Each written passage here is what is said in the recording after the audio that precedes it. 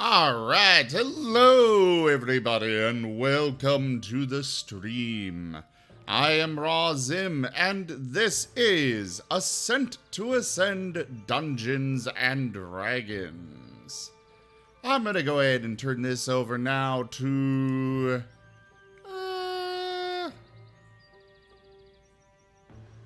Tiberius for the recap.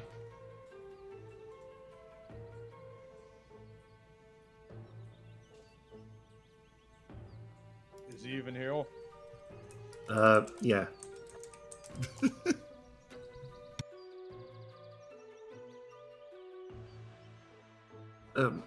Last time, we walked around on water, around the coast on water from the Pirate Cove to the town, and, got some beer and stuff, and then walked back. And then there was dynamite.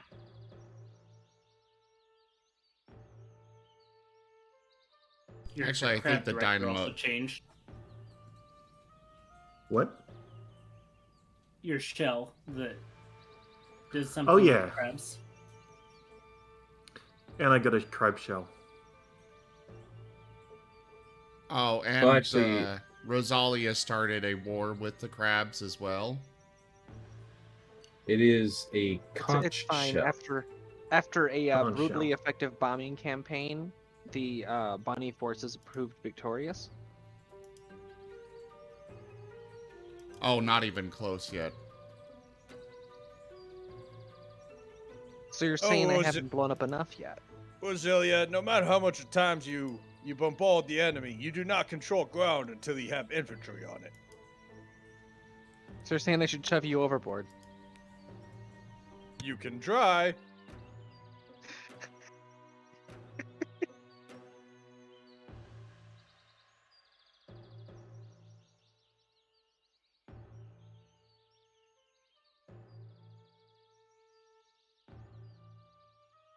Okay, well, I guess that's all we're getting for the recap. I guess that does technically cover everything. So I yeah, don't remember anything else. We went I out and guess you got a guys pin got barrel. coconuts. We went out and got we got some coconuts, a pin barrel of rum, and then we came back and the Martens tried to blow everybody up.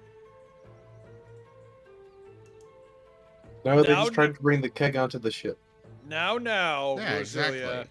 there was some heresy going on, and they were like mind controlled against their will. And then I dove off the water, and I ran as fast as I could underwater to the ankle. I shimmied on up, and then the problem was solved.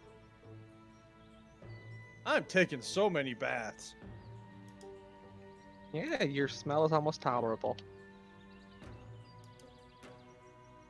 Well, okay, fine. I'm gonna have to wallow around more, so you don't tolerate it, because even my stench should be offensive. Smell is indeed a Well, valuable if it weapon. makes you feel any better, your logic is currently offensive.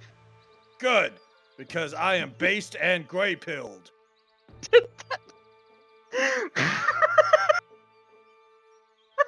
You cannot handle the imperial truth. You cannot handle the imperial truths. Hello, clap.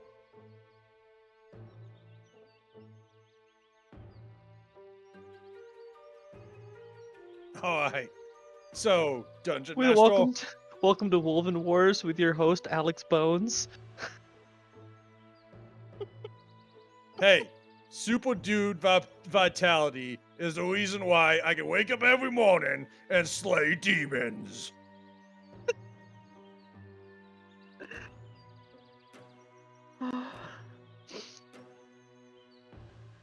All right, Dungeon Master. Okay, Before this so gets back to too the out end. of hand.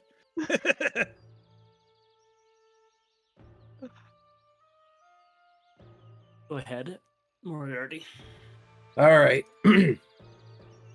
A wonderful introduction today.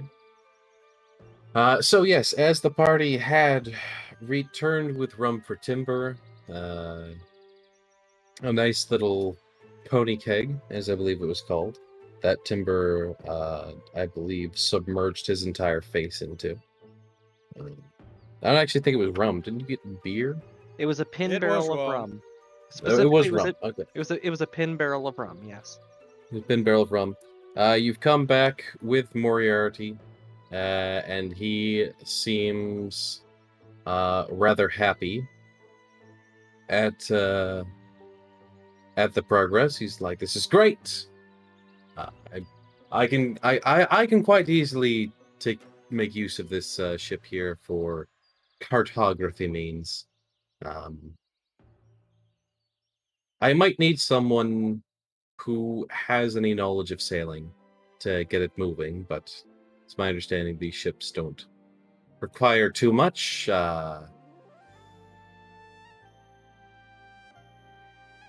Tell you what, Temple will go to the pirates. Yep, they're still all. I don't. You guys never tied them up. And Mordecai, you would being one of the quote unquote prisoners. You were never tied up.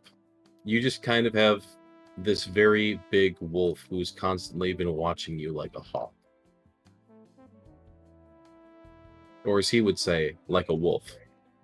And the most interesting thing that's happened is you saw the freaking martens and the rabbit fighting over a crate full of dynamite.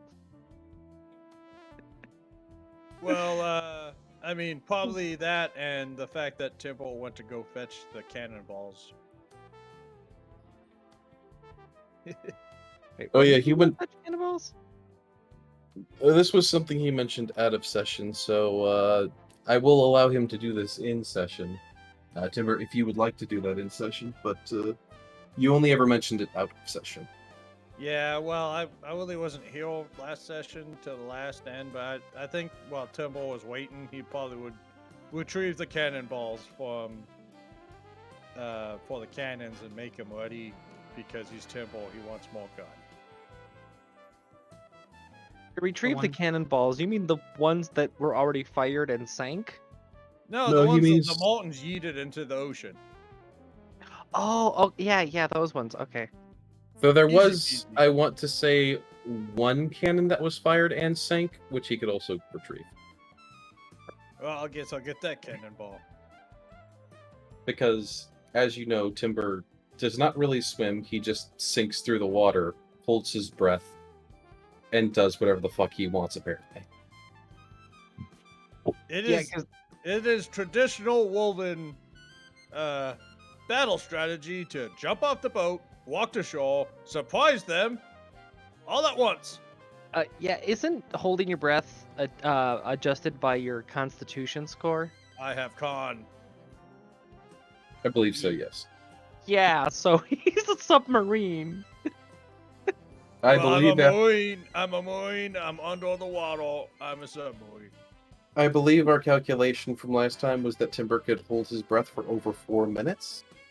Mm-hmm. Yes. You know, how long oxygen it would really cover- isn't that important. Just mount him with sonar already. Or longer with Tiberius's help. Yes, speaking of. Well, this Cool. is What when the you hell? guys were doing your traversal during Right. the keg run, so he would not have had Tiberius's help, unfortunately. Well, Yeah. Dungeon Master, I'm gonna go tell the pirates that it is woven tradition to offer surrender once. If you wish to go with Moriarty, technically you're serving the Imperium.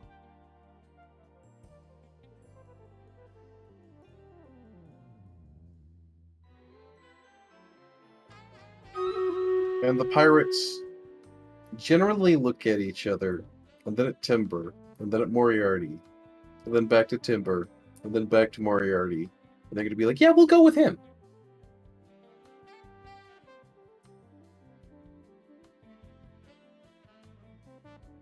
It's okay.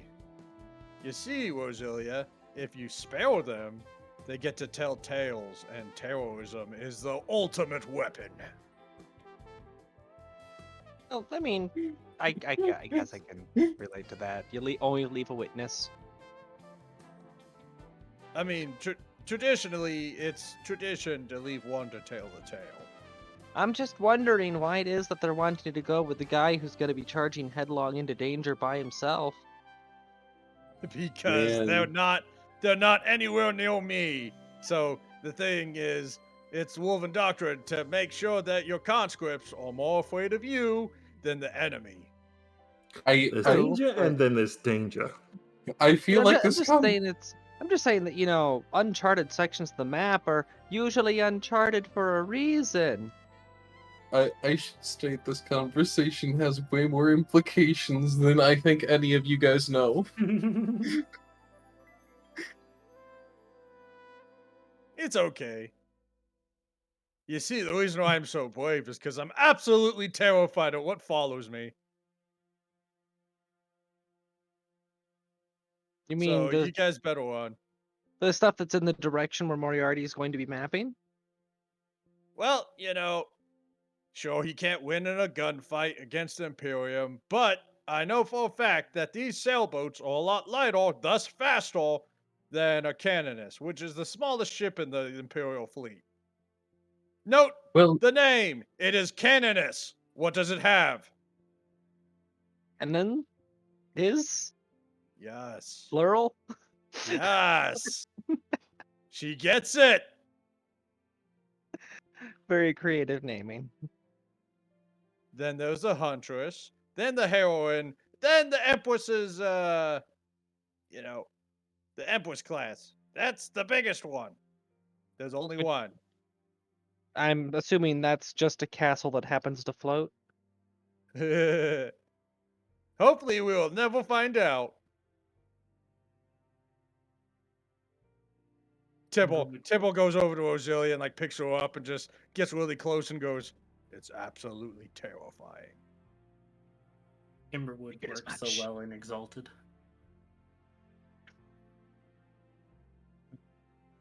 Timber. Yes. He really would if You he'd gonna put ever me down? come play anything other than his conquest paladin. Timber, put me That's down, a or I Dawn- will put me down. Okay. That's a fine. Dawncast Solar. Well, yeah, but he refuses to play anything except for the paladin, specifically Well- the paladin. To be fair, I've only been in a Dungeons and Dragons game. I'm Okay. afraid of what Timber would do in a freaking exalted game.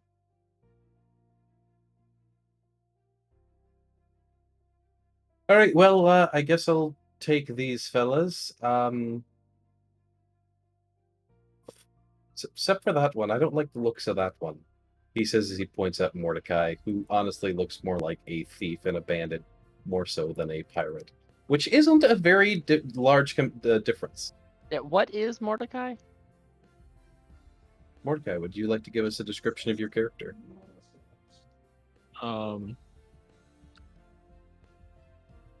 What am I again? Oh yeah, I'm a fox. I'm a cross fox. So I'm a fox, but mostly black fur with orange, and gray. So you're a carrot. I approve of this. Star. So this is a dumb fox that goes row and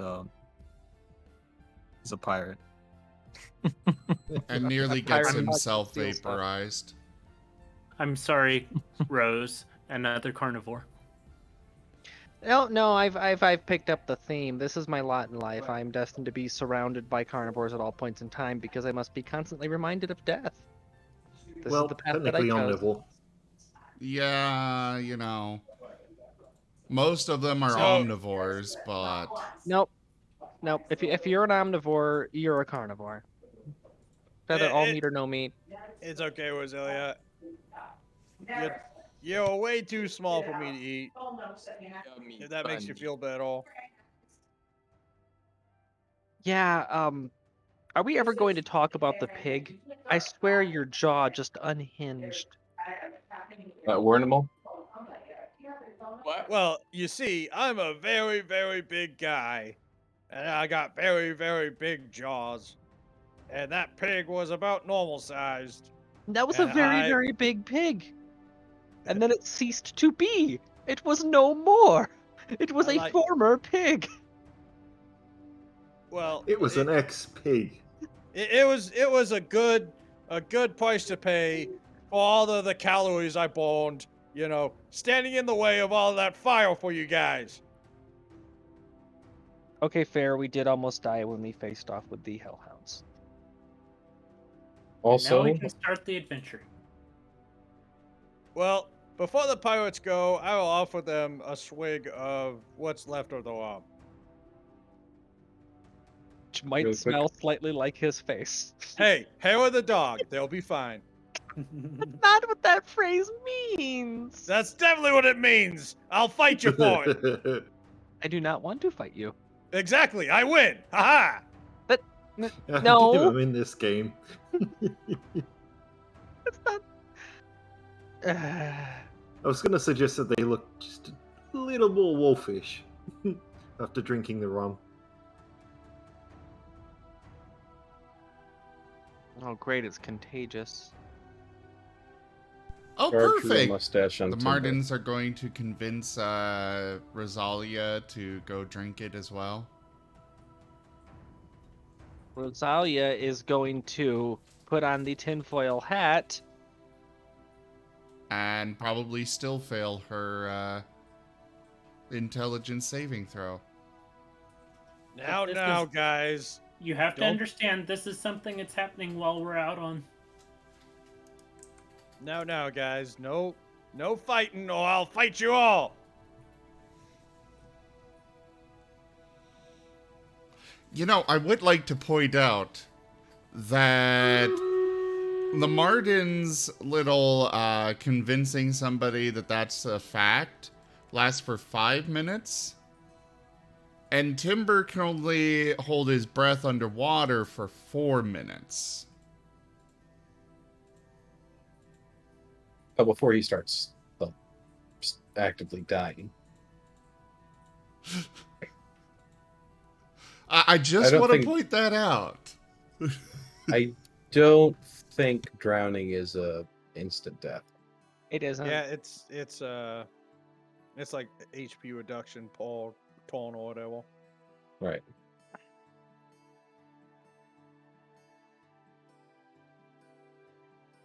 So even then, Timber might survive a full 5 minutes. And be very mad.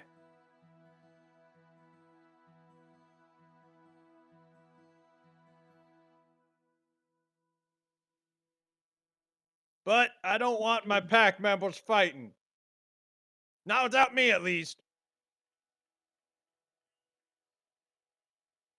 So whatever magic thing's going on right now, Rose is acting funny. I just assume it's the guy who can talk in my head.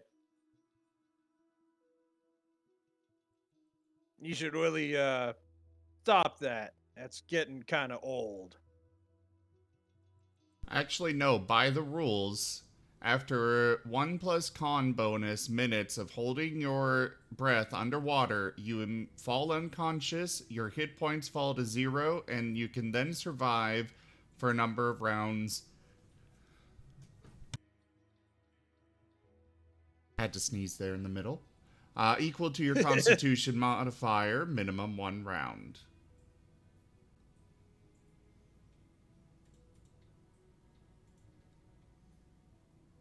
Interesting. All right. So, before we start talking about killing each other, I'm trying to get this thing going. All of the pirates have gone up onto the schooner. They seem rather eager to Get leave. going. Yeah. All right. So, is there any... Pardon me, I had to balk. Anyways, was there any, anything you guys wanted to do at this cove? I wanted to give it a once over, looking for any supplies that might be of value to us. Well, yeah, there was, 1, 2, 3, 4, There 5 were- cannons. Yep, and there were more than 8 cannonballs. We literally have countless cannonballs. Well, Sure. to be fair, some of those cannonballs are currently on the bottom of the little cove. He went out of his way to retrieve those. That was the thing that he did. Yeah, someone drew a mustache on me. That's hilarious.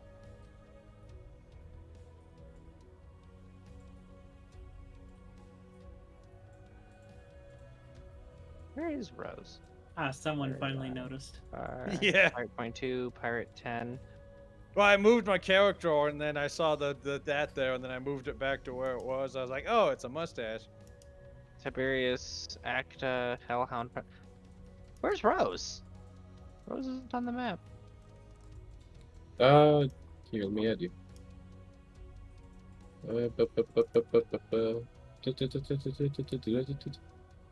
There you are. Put you next to Timber. Speaking of...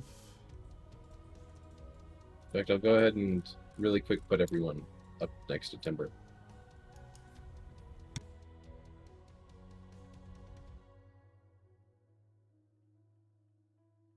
Oh yeah, your name changed because it's a different session.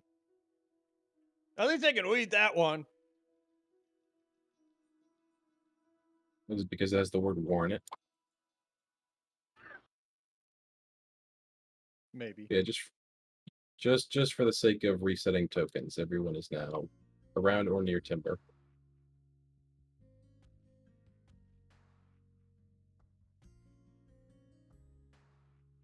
Then feel free to move yourselves as you see fit. All right. Well, Rose is going to be thoroughly looking around for items of use or value in the shack. All right, Rose. Inside the shack, you are able to find a few things. First and probably most obvious is when you're inside there, there is a massive organ. That seems, you know, Is it a heart, stomach, lung? It's an instrument. yes, the instrument. Oh. A pipe What? organ. Yeah. What kind of pipes? Um, Are they wood, Metal? steel, brass? Probably brass. looks like steel, actually. Aww. You knew where I was going with that. I didn't. If Where they were you going bra- with that? If they were brass, I was going to begin cutting them off. We can sell that. That's valuable metal. You know what's Steel also isn't- valuable? An intact instrument. There's Yeah, also true. tea on the table. There's a what So table? You broke up. Tea. The yeah, tea they're table. on the table there was tea poured out. It seems like the captain was enjoying tea before he was viciously murdered. That red coat is no longer there, of course. If you were to open the wardrobe, you see other various pirate garbs. Rather strangely, they're all neatly hung up and organized. There are playing cards on the table, though. Roll me a quick perception check. Is it hearing or vision based? Vision. All right. Come on, page load. There we go.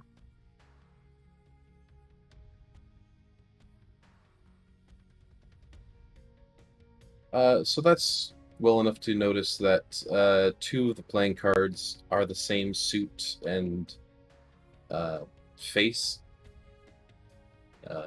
You think that this may be a cheater's deck. I'm just gonna give the deck a quick thumb through to see if there's any other discrepancies.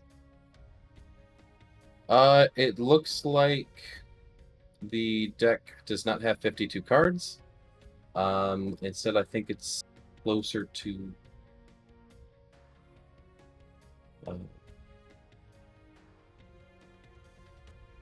68.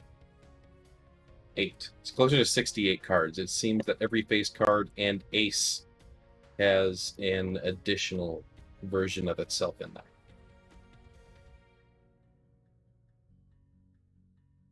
Interesting.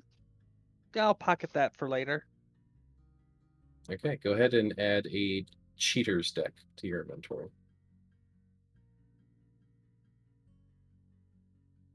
Dungeon Master? Yes, Timber. How heavy are these cannons? Oh, that's a good question, Timber. Very good Probably like a solid 100 pounds at least. Let me do some Yeah, research. if they're less than like 300 pounds, Timber can just freaking deadlift them. So I wasn't thinking about picking them up. I was just thinking about dragging them. if they're any less than 800 pounds, then If Timber they're can less than 1,200 pounds, Timber can drag it. Holy shit. more if they're on Mhm. wheels. He's a big boy. I'd like to remind everybody that the ability scores in D&D average is 8. Most normal people have about an 8. 10 is really high end for, your typical person being considered a genius or weightlifter. They might have up to a 12. So beyond that, you get to practically godlike levels. Not to mention Temple's size adds to his drag and lift capabilities. I was always told that 10 was the bog standard average. No, more like 8. It's 8 to 10 is typically average. I will state we are kind of running a little bit high fantasy rules here, more or less. I know, I'm just pointing out for real world comparison. Fair enough. But most NPCs are probably going to be base 10, though, to be fair, most civilians have like 5 HP and die instantly. So. Well, yeah, I mean, a Dago does Yeah, 1d4. okay. But don't underestimate them. Remember the peasant railgun. Alright, let's see how much these cannons weigh. Okay, so. Okay, it looks like they did change it. Yeah, average is 10. So I'm gonna check 5E's cannons because apparently cannons are really heavy in real life. Yeah. I'm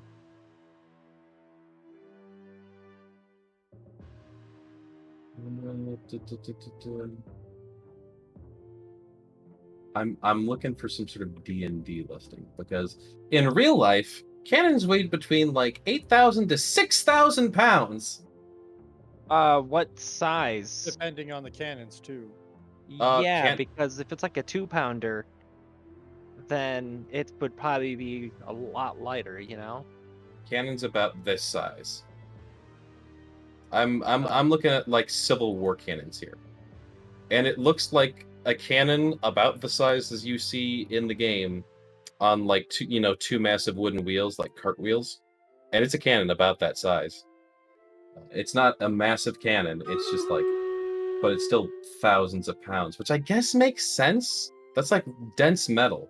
Yep. It But looks like the size range for most naval artillery was between a 1/2-pound and 6-pounder cannons, depending on the class of ship they were on.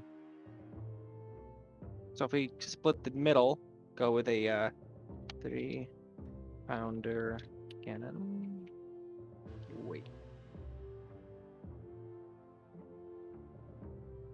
530 pounds for the cannon itself, not for the enclosure. That's for a British Navy standard 3-pounder.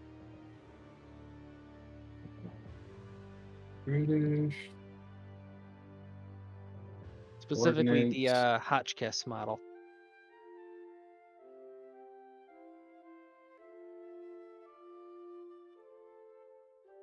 That one's 2,000.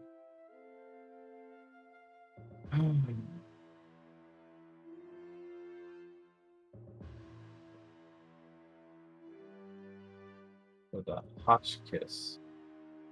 Yeah, Hotchkiss 3-pounder. Okay, the Hotchkiss is that's slimmed down. That's Yeah, I'm looking at pictures of it now. That looks like a World War I era. yeah. But hold on.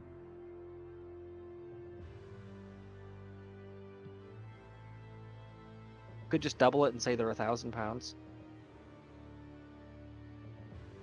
Hold on. Doing serious math here. Yeah, I'm trying to find like okay, naval here I found a naval 6-pounder that straight up looks like these cannons. Like straight up. Which weighs between 400 and 680 kilograms. So 400 to 680. I'll go ahead and call that 500 kilograms. What is that to pounds? How many kilograms? 500. It weighs 1,000. 1,102. Yeah, and that's me taking the average weight of these types of guns. How much? It is 1,100 pounds, basically. Tipple can drag it. Okay. Yeah, he can drag up to 1,200. How do you drag it onto the ship? Gangplank? That is a good question. Timble was just seeing if he could move it. Well, wouldn't the ship have some sort of cantilevered arm for moving freight onto and off of it? I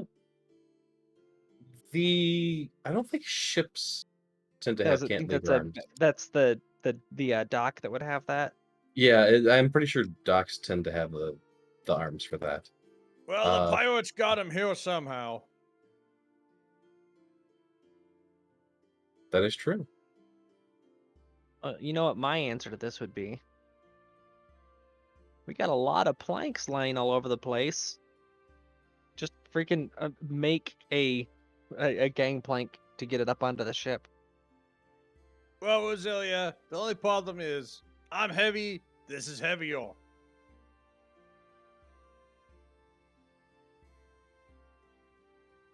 So the answer is Mage Hand. Yeah, I'm pretty sure Mage Hand doesn't have the oomph for that. Yes, the 10-pound maximum weight Mage Hand. Yes, it gives you a pat on the back to give you the encouragement. It tells him he's a good boy.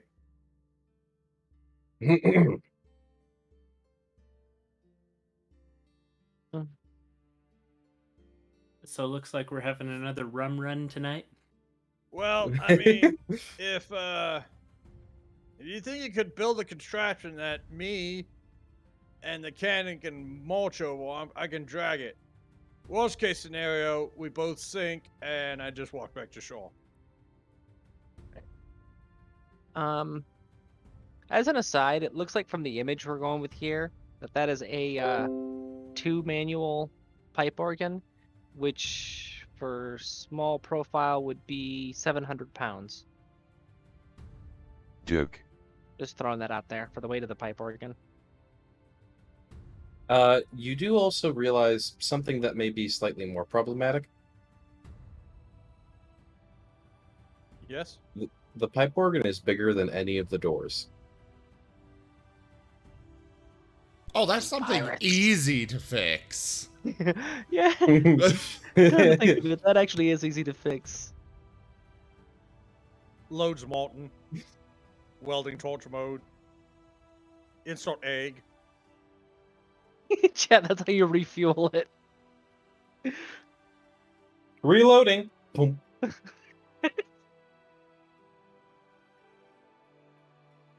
I'll just tell Timbo to Kool-Aid Man through the door. So, well, Timber is struggling with the coming to the realization that we cannot bring the cannons with us. I just Is want there to point anything out that else we up in- do have magical cannons already. Well, you know, were animal. This gun needs more gun. And it's always stuff that we could sell back at back at town. We're not selling the cannons. We need more cannons.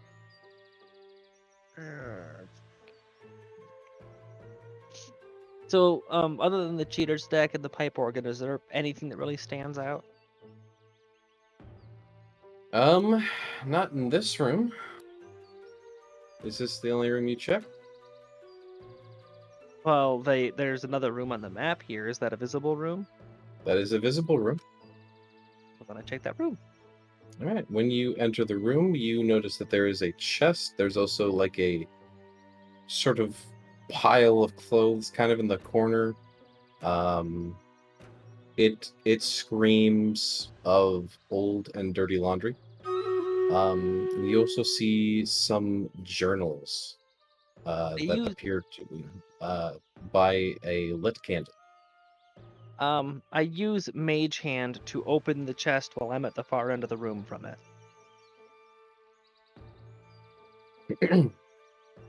Okay, as you open the chest, it doesn't even seem to be locked. As you open it, you find inside there is a spyglass. There appears to be a rather simple drum, one of those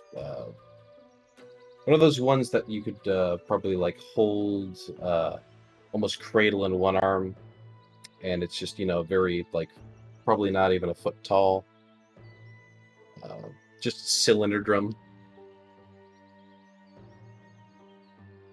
You also find a pocket watch, a compass, and a shovel that seems to be able to fold.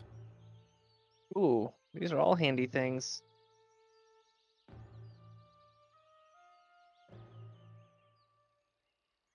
All right, yeah, I'll take all of those.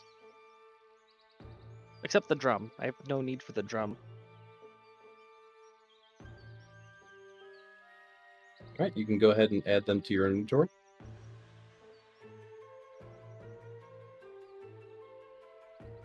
Pocket watch. I want a compass. Timbo's just gonna start dragging here. the cannons I'll go over ahead to and- this side. I'll go ahead and list them off for you again.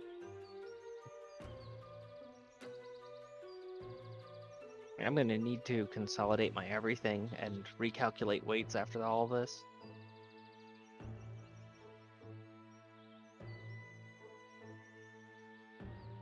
And am I able to, if I chat this, you can see that, right? Oh, yeah, I see it. Okay. Oh, yeah, the spyglass. Spyglass should have an actual item that you can add to your inventory. Compass might as well. The folding shovel just acts as a shovel. It would probably weigh about like 3 pounds. But other than that, pocket watch is essentially weightless, and the spyglass and compass just use the normal items for them. Timber, were you saying something? Yeah, Timbo's just gonna start dragging the cannons all over to one side. All right. Go ahead and leave a mark where you drag them to. Alright. How do I do mark? Now, right-click on the map, and there should be a little arrow in the top left corner. That's pointers. And then you can either draw an arrow, a square, a circle, or a cone. I'd like you to draw a square if you don't mind. Alright. And then you should click from the center of where you want the square and drag.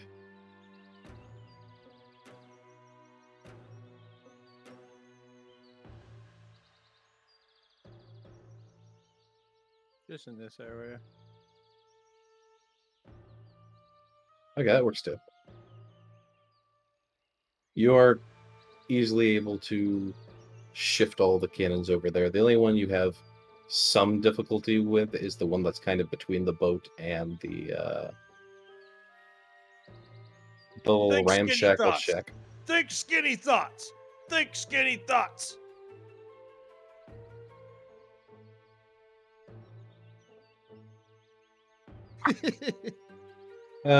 The pirates on the ship are able to shift it forward a little bit in the water, and that makes it easier for you.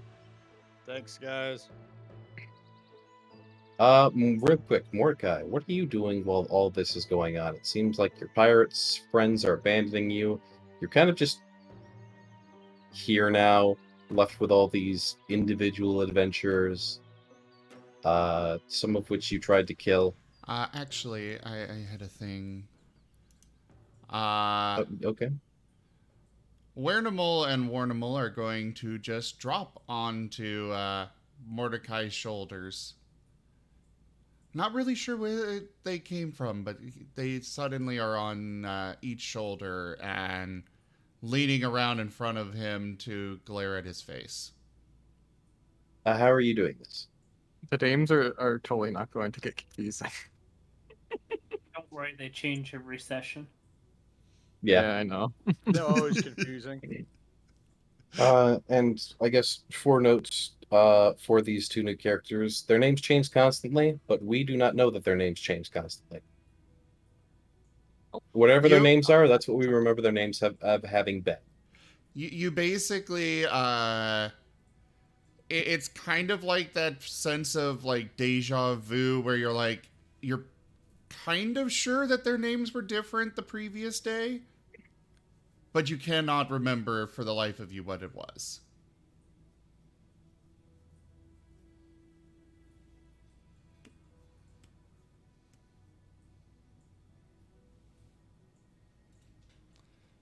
But anyways, they basically just jump up onto his shoulders from behind and are glaring at him while sitting on his shoulders. One on either side. DM question: how did you get onto his shoulders? Have you seen a Marten? Very carefully. I have seen many Very Martens. easily. Right, but do you They climb jump up up. him? They jump. Okay. They're jumpers. Jump good. Not to be confused with Mordecai just Paladins. looks at the Martens going, what do you weasels want? Well, They it was do nice not knowing him. actually speak vocally, but you do hear them in your head. Well, for one, we are Martens. And for 2, you tried to kill us.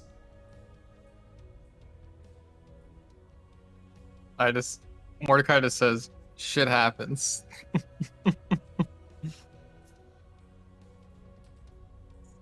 Well, sure, it does, but you still tried to kill us. We don't like that. Yeah, what do you want? We're just trying to decide if we should let you live.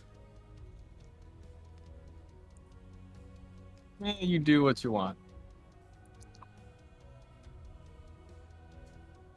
They kind of look at each other, and you get the feeling that there's some kind of conversation passing between them, but you don't hear it. Why are there X's being drawn on the map? I'm drawing on the things that have already been looted. Ah.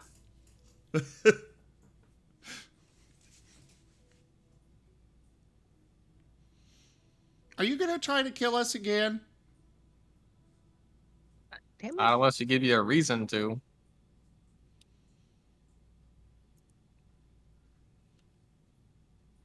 They look So at there each is other again.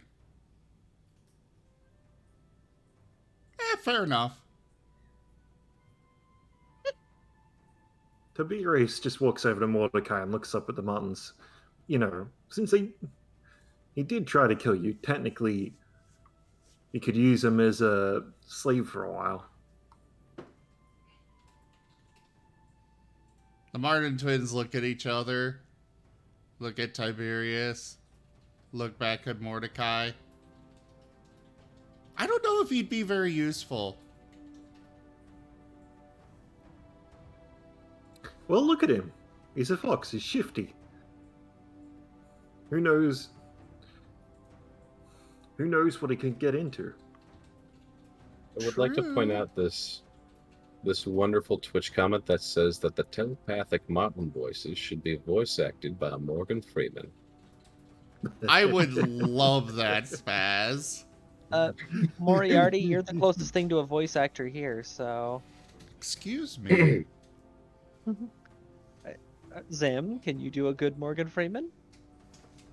Bruce? I can't do that, but I I can't do can Morgan do a Freeman. lot of different voices. Nobody I've can heard the do professor. the voice of God. I know Exactly. I've heard the professor. The Marten looked at Tiberius and said, I don't think he would be very useful.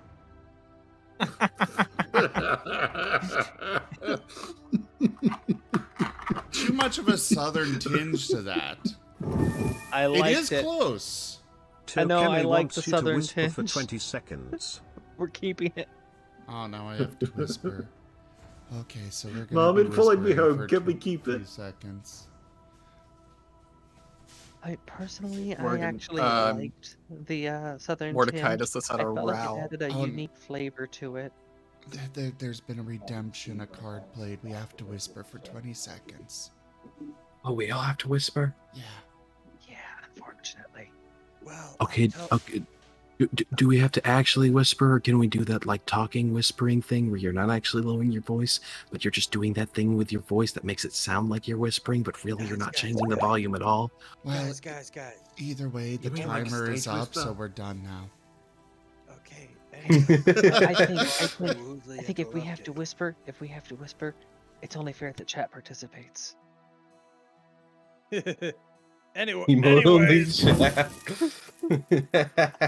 that was kind of weird. Tokeme says, Not good gonna job. lie. But hey, the Empress has bestowed upon us this fox guy. So obviously there's a reason for it. I'm sure he can provide some sort of usefulness. We're all helpful in our own kind of way.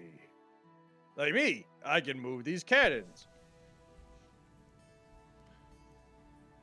Sure, where to, since we got no way to actually move them onto the ship itself. Well, why don't you do some tinker and bull stuff and make me a ramp? Alright, I can take our existing gangplank and a whole bunch of wood, and I can try to reinforce it. I had a little more I was gonna do here. Carry on. Wernimal is kind of looking at Mordecai again. Meanwhile, Warnimal is going to turn around and climb into Mordecai's backpack.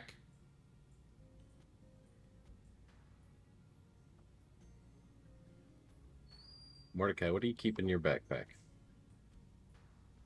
And don't lie to me, I have your inventory open. As Mordecai zips up the backpack, and now he has a Marten in there. Add one Marten to your inventory list. Remove all food items. Mordecai just zips up the back, like closes the backpack with the Marten inside. Are you sure? Are you sure about that? Word of warning, they tend to leak. They spit acid. My God. There's a reason why we joke about using them as cutting torches. There's also that one time that we turned one into a lawn sprinkler by shoving him in a keyhole. Now, stop eating other people's food. I know you like to get your snacks, but that's just not very nice. Basically, all I have in there is, I guess, just water skin, torch, tinderbox, these tools, some rope, so a little bit of food for like one day, a hammer, and everything else I have is on my person, most likely. Well, if you're sure that you're going to be closing the backpack and refusing to let Warnimal out, I'll open the backpack back up. Okay. In that case, Warnimal's gonna climb out, and the two of them are gonna run off to the ship. Subtract 2 of your rations. I only had. Oh yeah.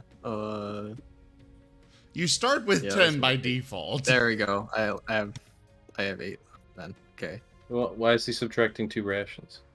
Because they just Because stole Marten Marten. They're stole gluttonous. Because they just took him. From where? His backpack. from his backpack. He said they were Mordecai, in I'm looking- there. Mordecai, I'm looking at your inventory right now, and I don't see 2 rations in your backpack. In fact, I can specifically see what's in your backpack. Moriarty, all characters start with rations by default. Oh So no, he they're- has rations, but his backpack has a very specific indicator, Okay. and I know most exactly what's in it. Moriarty, most people Yes? do not set up their inventories properly. Fair enough. If he says it's in the backpack, then it's in the backpack. All right, fair enough. Speaking of which, let me go through and double check some of my stuff, make sure it's the proper setting for backpack versus equipped. That is a good idea. I guess for anyone who wants to actually put things inside of other things, if you have a place that you like to keep things, usually I will something I like to do is if I have it on me, I will put its location as whatever I'm wearing. But you will see right next to the name of the item, there is a thing called location. And under location, you can name another item, and then it sort of indents and puts under that item. And it's a good way to sort of show this is what is inside this container. So, like, let's say you have rations, and if you put location backpack, it will start to autofill probably for backpack if you only have 1 in your inventory. And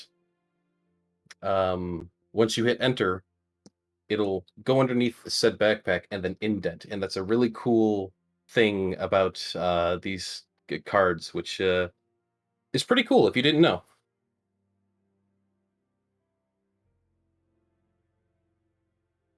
Yeah, it is I'd, nice to keep track that way, as well as to make sure that you know, okay, this is for sure in your backpack, and that is, if you don't have your backpack for some reason, that is gone. Oh, whoop.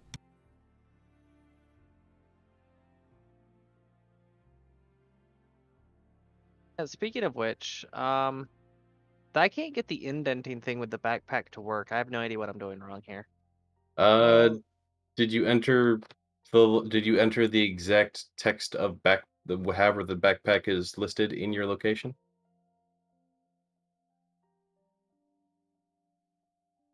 Here, let me open your card. Let me see what you're doing here. Oh, location. Okay. Yes, Yeah, under okay. location. I see what I'm doing wrong now. all right. Well, any ideas how to get this on the boat? The cannons? I could attempt to reinforce the gangplank, but currently Rose can't receive that command because she's still looting the building. Speaking of which, I do intend on cramming a bunch of stuff in that chest, taking the chest with me after rummaging through the journals. That's my Rose! whole course of action listed there. Rose! What? I am busy. Well, when you're not so busy, let's figure out a way to get these cannons on the ship. We always need more guns. That means I have to use my hand. Lord, a fucking other dryer. We got some background noise from someone again.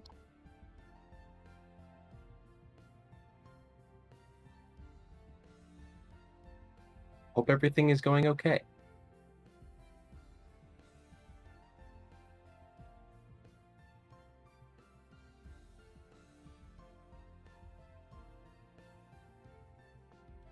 Anyways, please proceed.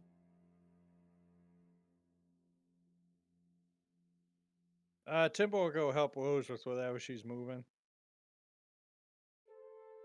It's a chest that I have stuffed full of bedding and clothing, and it has a drum in it. Yoink. Just yoink. Here she is struggling to slide the thing across the floor. He just picks it up with one hand. Come on, let's go.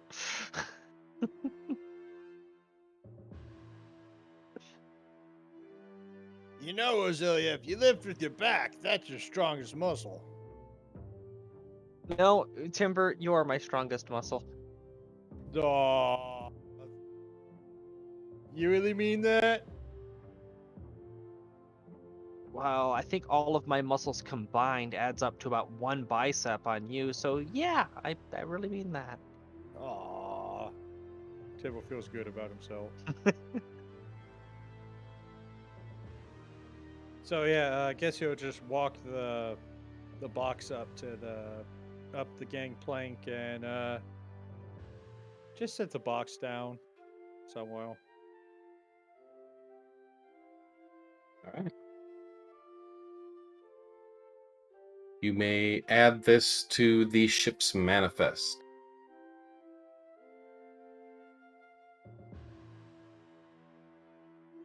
Alrighty, so maybe a lamp might walk, maybe it might not.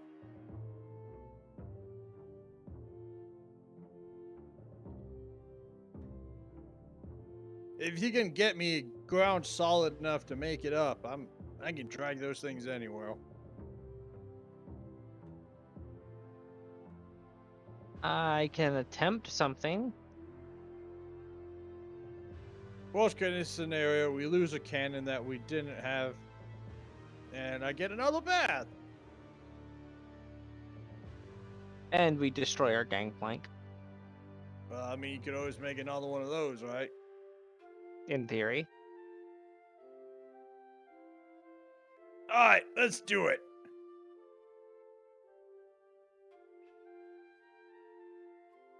One moment.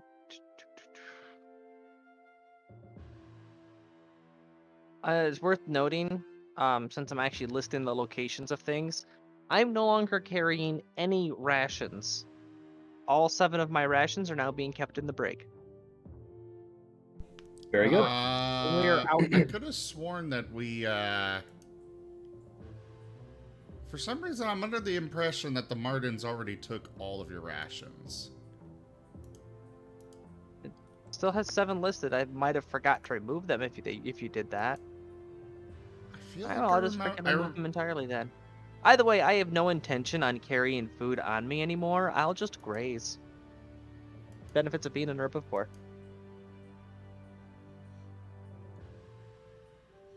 Just because you're an herbivore doesn't mean that you can, exist off of just grass and such. Well, rabbits specifically can live off of a very wide variety of plants. They have the ability to digest cellulose. Okay. Timber's gonna just start grabbing random things of wood laying around.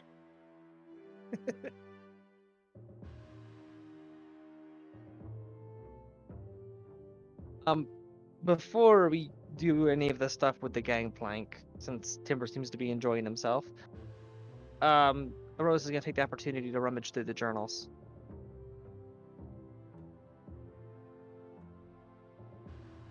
Sorry, say again? Rose is gonna take the opportunity to rummage through the journals. Okay.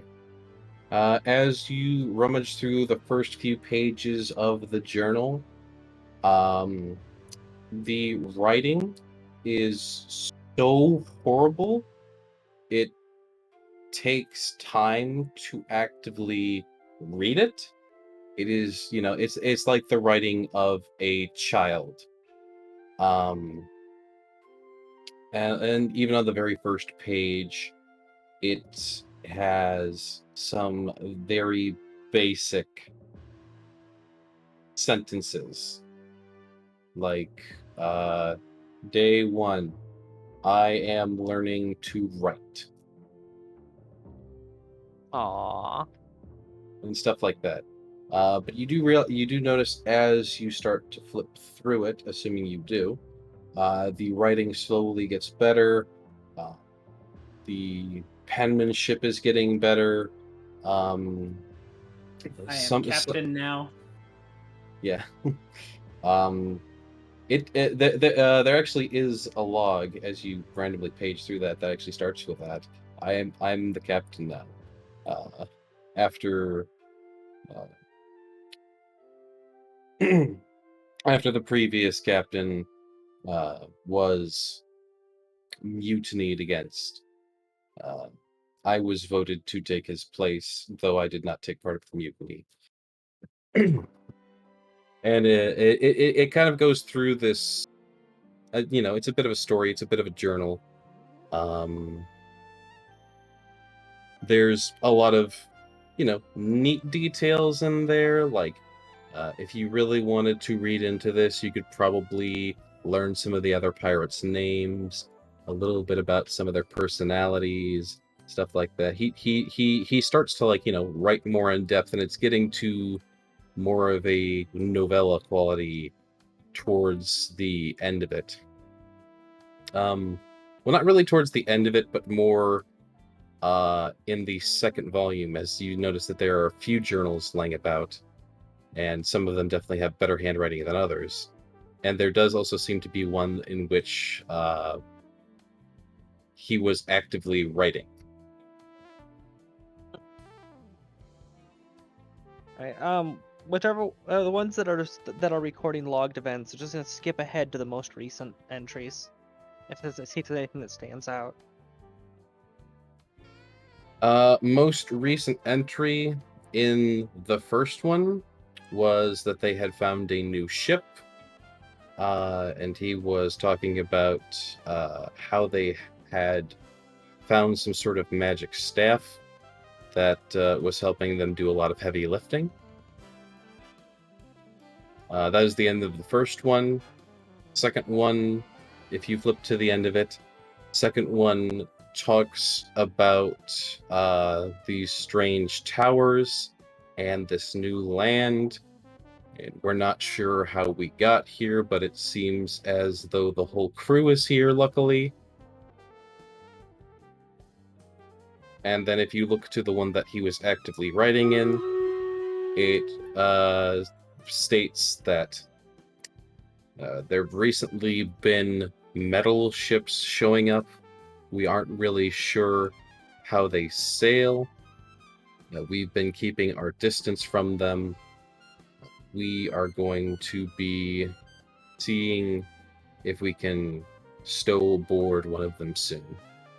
And nobody see ever what they're heard about. from them since. Well, no, that last one was one that he was actively writing. So that actually is the most Diary, recent today I entry? had a cup of tea. Hold on a second, I hear noises outside. I'll be right back. Yeah, it would be the equivalent of writing that, but you see instead he kind of left the quill on the page, and basically I want to like the last sentence was, I think I'm gonna go dig up,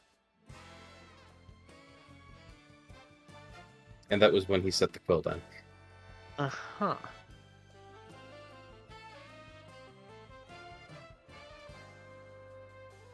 So I'm gonna take that the first journal and the most recent one, those two. Yep. Okay. And I'm going to head outside to where Timber's at. You're not taking the second journal? I might as well take all of them, I guess. Okay. Timber, there's a slim chance that we might not actually need a gangplank. I've been rummaging through these journals, and I think that there might actually be a staff stashed somewhere around here, but I would have no means of spotting where exactly it's at. So you're telling me the pirates have buried treasure? Yes, that is correct. All I found is some hints in these journals to its existence, and the implication that it's somewhere nearby here, but nothing resembling a map. Well, at this time, Tib will go to the new guy, were animal, not the Martens.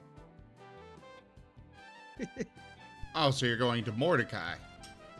Mordecai, yeah. Yeah, Mordecai. Yeah, Mordecai. Tib will go to Mordecai and ask him, "Do you happen to know where the pirates buried their treasure?" I have no And- idea. And that is the correct answer. All right, sweet. Well, I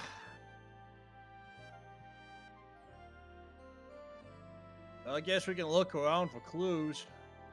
Hold on.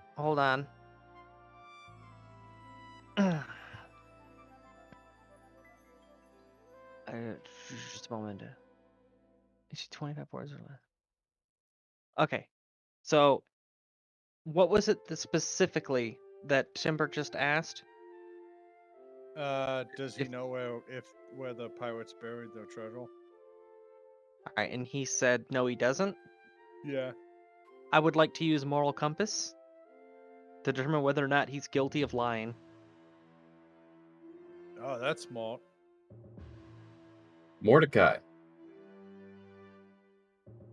have you ever lied?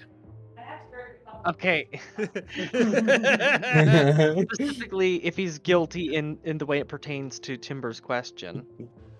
Okay. Semantics are everything, folks. Yeah, that's why I specifically clarified. Have you ever told a how did lie? Timber phrase the Bimbo, question. he's lying! Kick his butt! Kill him! Oh, I wasn't gonna kill him. I was just gonna do some unconscious. Do you know where the pirate treasure is? He answered no. Is he guilty? Do you know the Muffin Man? The Muffin Man? No, I don't. The Muffin Man. The Muffin Man! Well, she's married to the Muffin Man. The Muffin Man? The Muffin Man? Oh god. The one who lives She's down married? Drury Lane. I've never She's heard married of to this the Muffin Muffin Man or Joy Lane. I don't even know what a muffin is. So, is he guilty? He's not guilty. Damn. Alright. If only I had a shovel. We have anyone who can detect magic?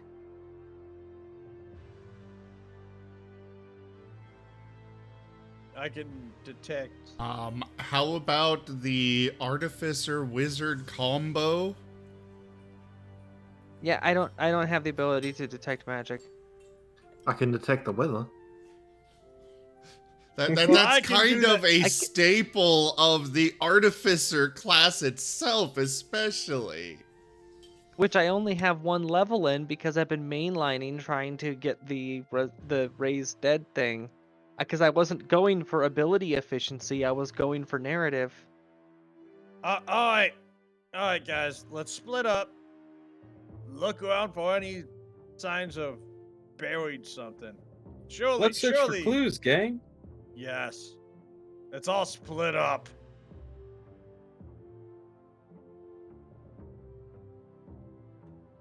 Nothing possibly could ever go wrong.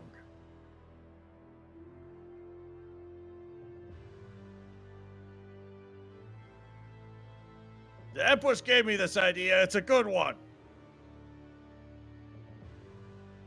Well, I mean, my weapon is a sickle, and this is loose sand.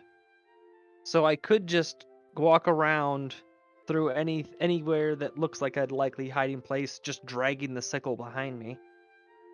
See if it catches on anything under the sand. Go ahead and give me a normal wisdom check. Everyone? If that fails, I have an interesting idea. Everyone will just rose. All right. Oh wait, 15? sorry, that was a save. That was a save. Okay. Give me the normal roll. Oh wait, my ability is the same as my save, so I guess it would just work either way. Okay, fine. Unless you want me.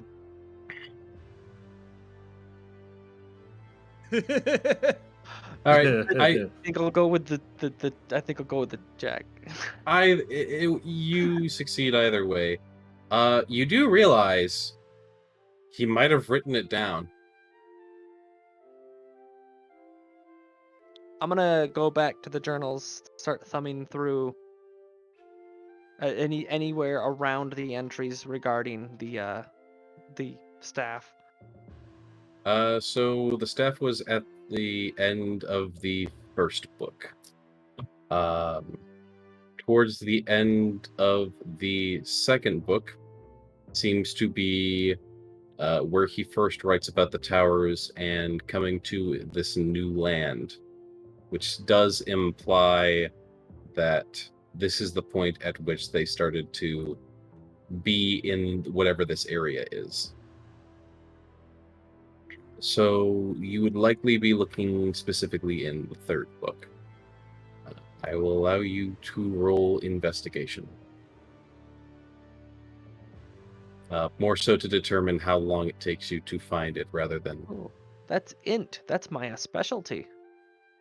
There you I go. could actually drop it inside the fucking window. The power of weeding. He has very bad handwriting.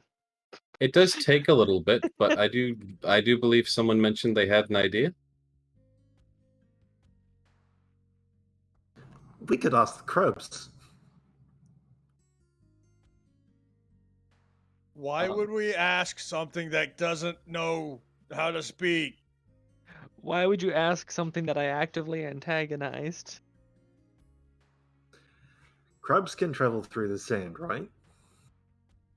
If you tell the crabs we're looking for a staff, they may hide it out of spite. I don't know what this hippie mumbo jumbo stuff, but I'm listening. Well, we just tell them it's not for you.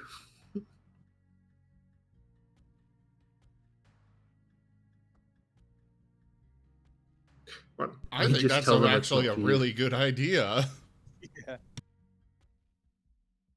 You have the conch. You do have the Right. touch. The what?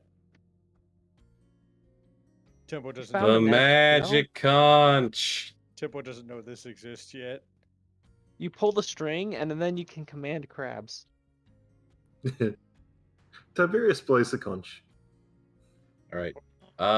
At the moment you play the conch, all in the sand around everyone, crabs just start unearthing.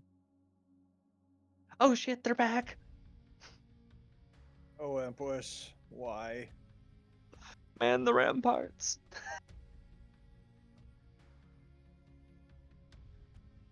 So real quick.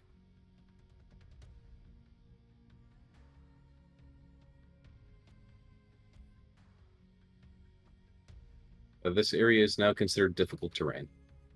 Oh my god. Oh crap, speaking of which, my character's location has not been updated. I'd probably be chilling out right here on these barrels, so. Tempo's not gonna move because he's kind of afraid he might step on the new friends question mark. And They don't seem hostile. And Rose is just going to pull up her hooves as a precaution. So she's just sitting up on top of the barrel. Alright, The majority of the crabs that are around Tiberius are all looking to him. Any crabs that are directly around Rosalia are staring at her. No other crab is staring at anyone else. Tiberius. Now what are you Tiberius. gonna do? Tiberius looked at the crabs. Say, did the pirates bury anything around here? And don't worry, it's not for the jackalope. It's not for the funny creature with pointy ears. The crabs stare at you.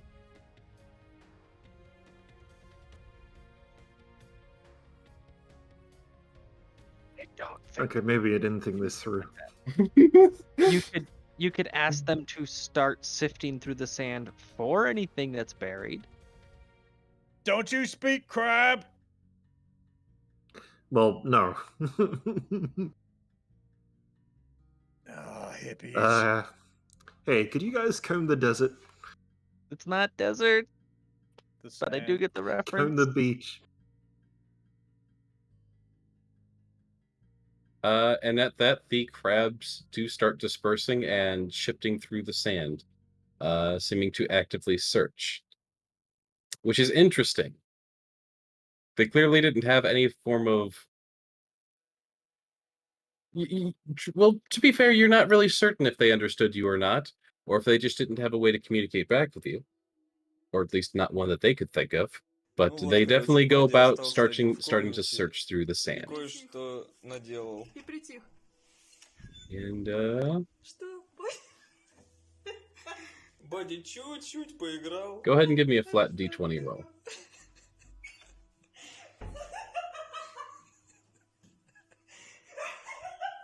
All right. After a few minutes, while Rosalia is still paging through the book, Rosalia, you find a page that mentions that there are some rather nice rocks here that could probably conceal some things, and he thinks he might bury some of his stash there. And as you were starting to read over that, you notice crabs parading a long, sort of purple-looking, almost coral staff from the two rocks in which the northernmost cannon seem to have been nestled between. I think that's it. That matches the book. What book? I found some journals. I didn't bother mentioning them to you because you can't read them. Rosalia, you're so smart. But anyways, why did they fetch a stick? I mean, if you wanted a stick, I could have fetched it myself. Well, You're the one commanding them, so oh yeah, carry on. well, I thought it would be useful. And also, I was bored. I just realized I do not know what Tiberius is. He's an otter. Otter, Noble thank otter. you. Noble otter. Noble Raver otter. He's a hippie. Cleric? Druid. Druid. Hence Temple referring to him as hippie. Right, so can you disperse the crabs? I'm pretty sure, regardless of what you tell them to do, if I get down off these barrels, they're going to attack me. I'm pretty sure I could Okay. take down 20 or 30 of them, but they've got 40 or 50, so... Alright, thanks for the good work, Grabs. You can leave the stuff, but I want you to back away slowly, staring at the one with pointy ears. Just glaring at them. Is the staring necessary? Very. You are actively provoking a war. Technically, Tiberius doesn't know any of you yet. Are you asking the crabs not to stare? No, definitely stare. Stare and walk backwards. Or as much as they can. Just to hold Right. eye contact for that long. Yeah, all of the crabs turn and menacingly watch Rosalia. Rosalia, give me a wisdom saving throw.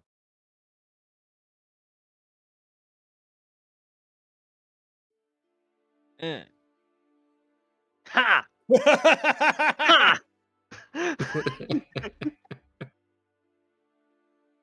Screw off, wizard! All right, Rosalia, these look like a You're bunch the of little red. wizard. Yeah, Yeah, I'm the druid. Screw off, druid. Rosalia, you can't help but feel as though all of these crabs, compared to you, are probably like a bunch of red little meat patties.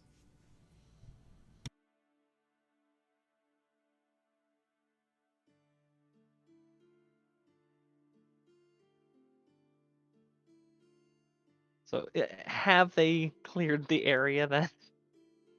Yes, they do clear the area.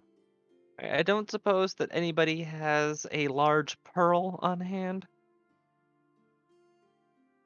Yeah, just thought I would ask. Oh, Alright. yeah, sure. Timber's gonna walk over to one of those big rocks and like pick it up. That's not a that's no. What are you gonna do? Animate crab? No. If I have a pearl, then I can identify on the staff so I can be 100% certain of its function so I don't accidentally blow something up or use up a finite number of charges, stuff like that. So you want the stick, right? Yes. Timber grabs a stick for Roselia.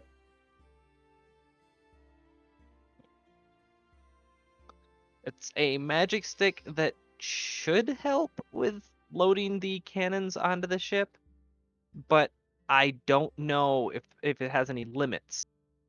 Like, it can only be used so many times, it can only carry so much weight, you can only move things with it so quickly. I don't know any of that. This will be shooting in the dark. I got a stick.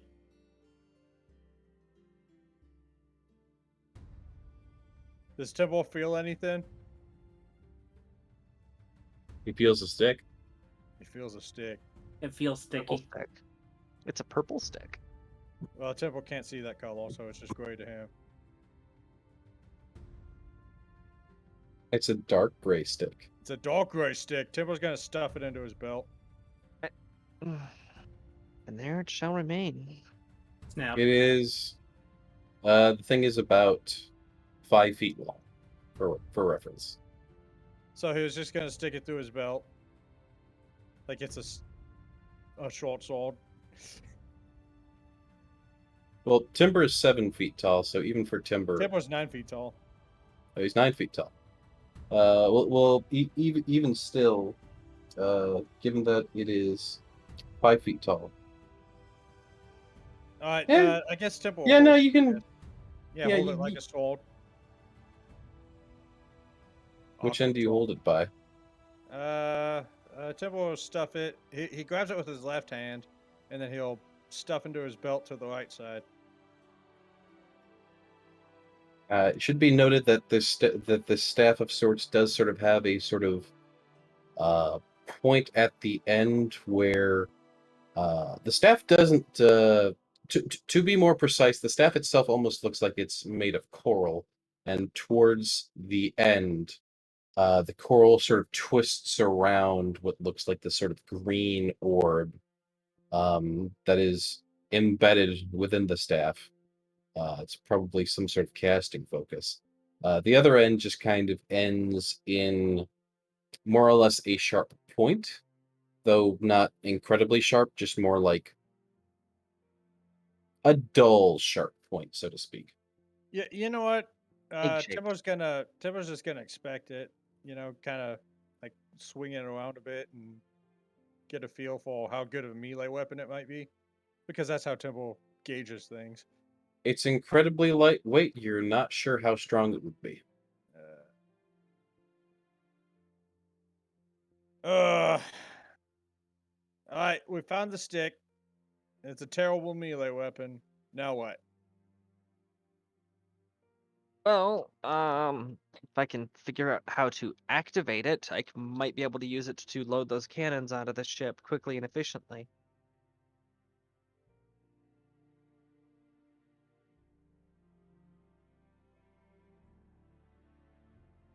Timber's gonna like grab the stick by two hands, and he's gonna face to the north, and he's gonna like swing it and go, "Wishapooey!" You do this. Nothing happens. Timber. Okay, you're like mocking my craft now. This is racist against wizards right now. What you're doing? Isn't that how magic works? You can't say funny words. You swing the stick, and then whoosh, magic, squiggly lines. Okay, first Whoosh! off, Until like Tim was sometimes- like pointing at it, at the wall with it. sometimes those funny words are in Celestial. I thought you knew that language. Yeah. Oh, okay. Okay, Timber so was now saying say whoosh in Celestial. Yeah, that's exactly. Tim was gonna say celestial. What's a movie? Still nothing. Okay. Tim was saying giant. Was a buoy. That's no. Could try saying lift in celestial. Tim was say in celestial. Yeet. The staff flies out of your hand. Okay, I would like to point out that when I typed out lift in celestial, the text looks like it says space. Lift, go to space. Okay, Tim will say. Tim will say lift in celestial. Nothing happens. Try poking the cannon. We will do this for hours, Moriarty. Just Yeah, so you're aware. I'm painfully aware. I will state, Roselia, you know magic. Look at this thing. and I'm gonna throw out there until it's identified. You're probably not going to be able to use it. Well, yeah, I think you can just put a couple hours on the clock and say that's how long we tried. Yeah, sure. You know what? Here. Let me roll a d8. Okay, you luckily only try this for 1 hour before Rosalia. You realize you're kind of being dumb even for a wizard. I can push that limit. Don't you tempt me. There are always boundaries to be broken. An attack was rolled on Gar? Who rolled that attack? Okay, I did. Gar rolled an attack on himself. He hit himself. He took sanity damage. Yeah. So while they're doing that, Can't you like investigate it or something? I don't know. Maybe you could read it. I've never seen anything like this. This is like Atlantean stuff. Read it. There's nothing to read. You're not even looking. How do you know? I'm looking. It's just Look at the magic item. If I'm you're looking at it. It's made of coral. All right. I'm gonna go ahead and pull a DM card here. I would like to point out. Ask you to move. Okay. I would like to point out that you can attempt an Arcana check. That's what I'm trying to get Roselia to do without actually saying it. You said read. There's nothing to read. I will allow the Arcana check, but after the Arcana check, if you guys can't figure this out, we're moving along, okay? All right, Rosalia. So, I do believe this, you can tell that this is an alteration magic. I do believe it's alteration. Yes, it is alteration magic. It requires a 10-minute ritual. After said 10-minute ritual, it seems to lift anything that would equate to your carry weight times 10. Specifically your carry weight, not your push, not your drag, your carry weight times 10. If it is too heavy for that carry weight, the spell does not work. That is what you can tell so far.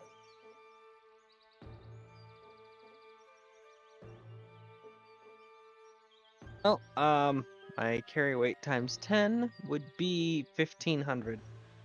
Yep. So that is enough. It is. Okay.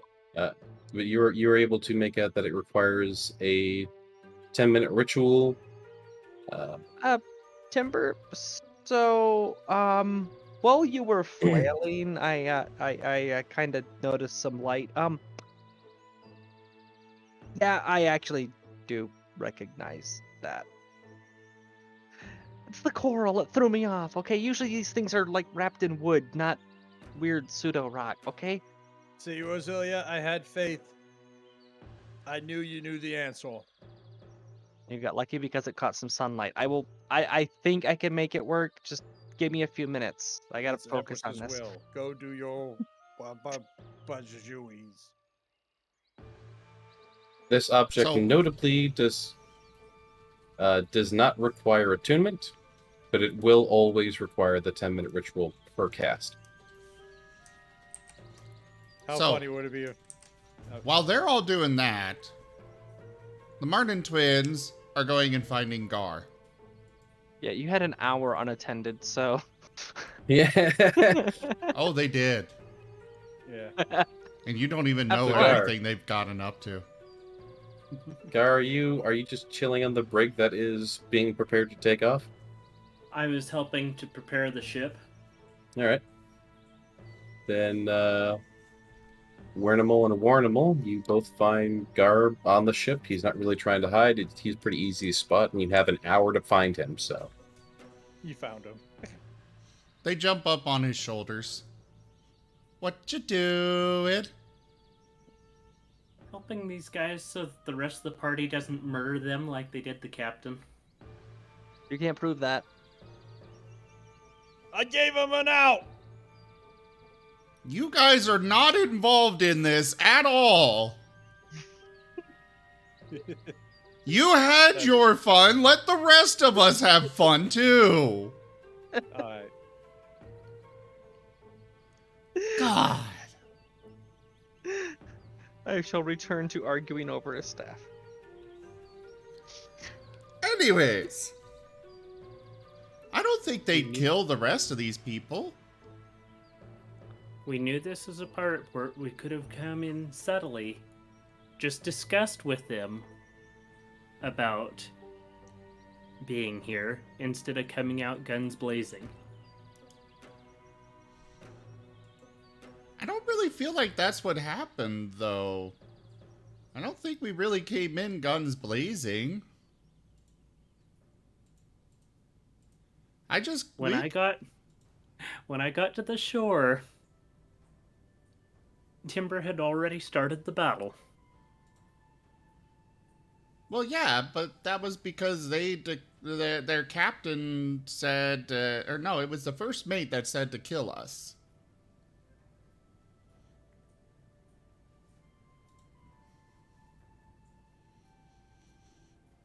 We just kind of swam up here, and one guy was trying to launch a cannon at us.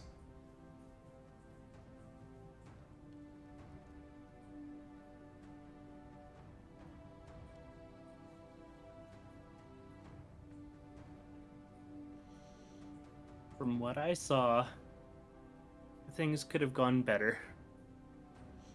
Oh, we agree. But unfortunately, they didn't.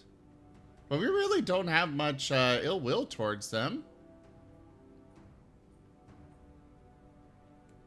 Maybe a little bit towards that fox, but that's because he tried to kill us. The others kind of tried to kill Timber, so, you know, that is what it is. Lots of people try to kill him.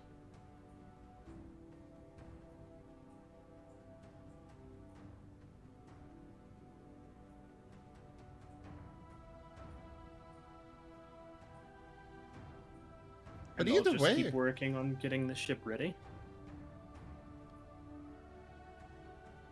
it was really more the... They kind of made the first attack.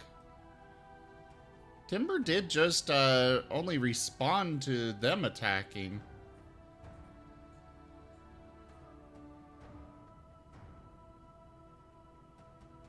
And did you announce that to them when you swam up that we were friendly? No, we just swam up and watched, and they tried firing cannons at us.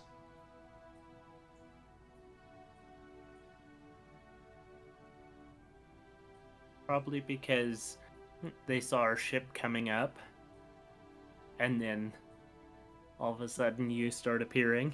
Joke. Well, yeah, but anyone that would just fire on innocent wildlife, to kind of, you know, they deserve what they get.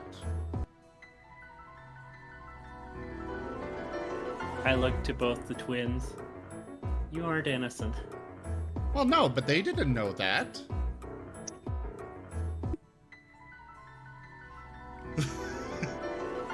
They know they're not innocent. But the pirates didn't know that when they decided to start firing a cannon at them.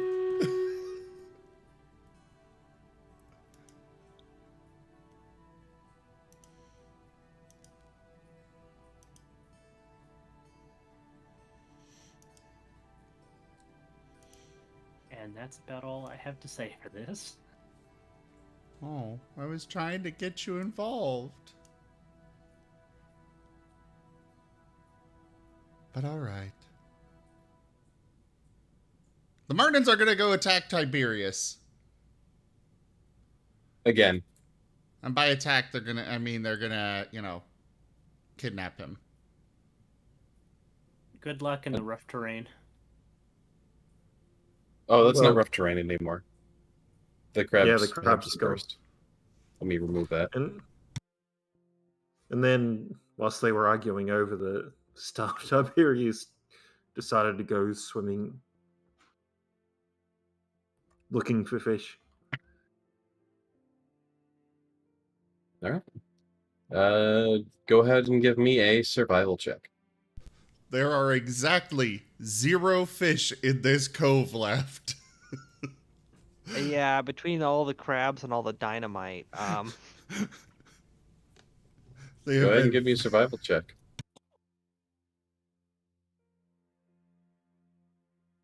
Tiberius, you find... Huh. This looks like a fish skeleton.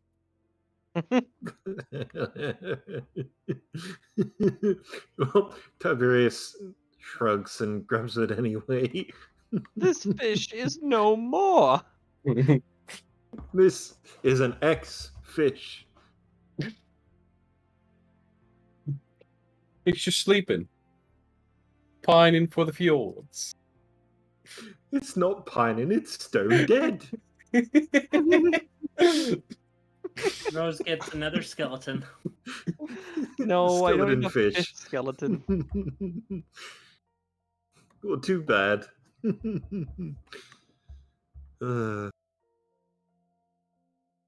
Tiberius is just chilling on.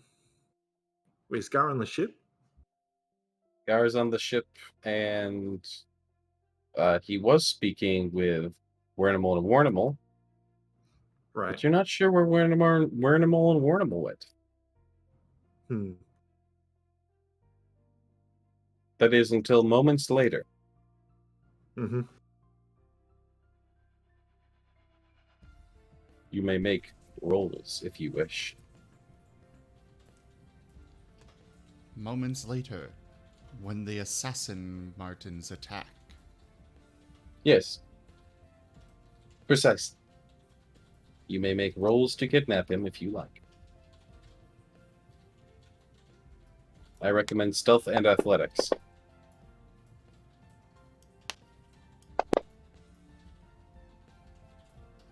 Well, Tiberius, you don't need to roll stealth. Yeah.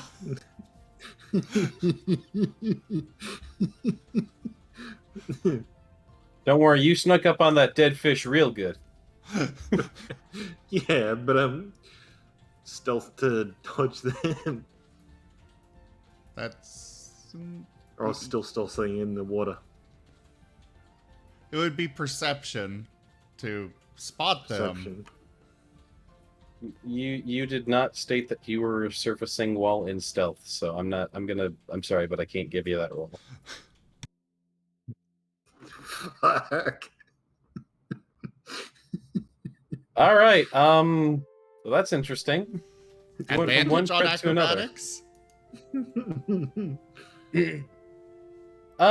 Yeah, Tiberius, you're taken completely by surprise. Warnimal and Warnimal, you basically get essentially a surprise round, which will just allow you to go 12s. So, basically, advantage.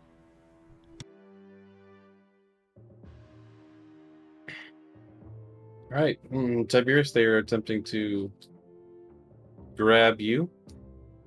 Athletics or acrobatics to escape, if you want to escape.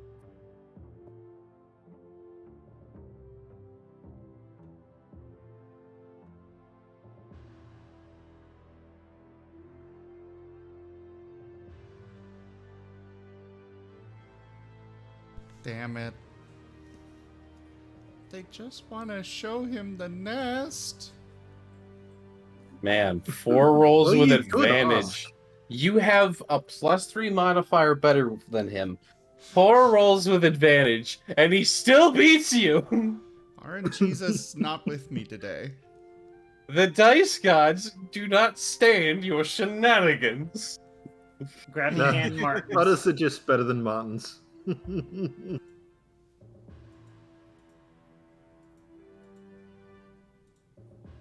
You do have a point of inspiration. Oh, yeah. Can I make him re-roll that? Uh, Oh, wait, what? Can yes, I do it with it? did I not pin that? I think you did. Yes. I'm looking. It's the very first pin. Awarded for good roleplay, heroic moments, or just generally being awesome. Players can have a max of 1 hero point or inspiration. Can be used for a reroll, to roll maximum damage, to score a critical hit on a single attack, or to slightly bend the rules at a critical moment.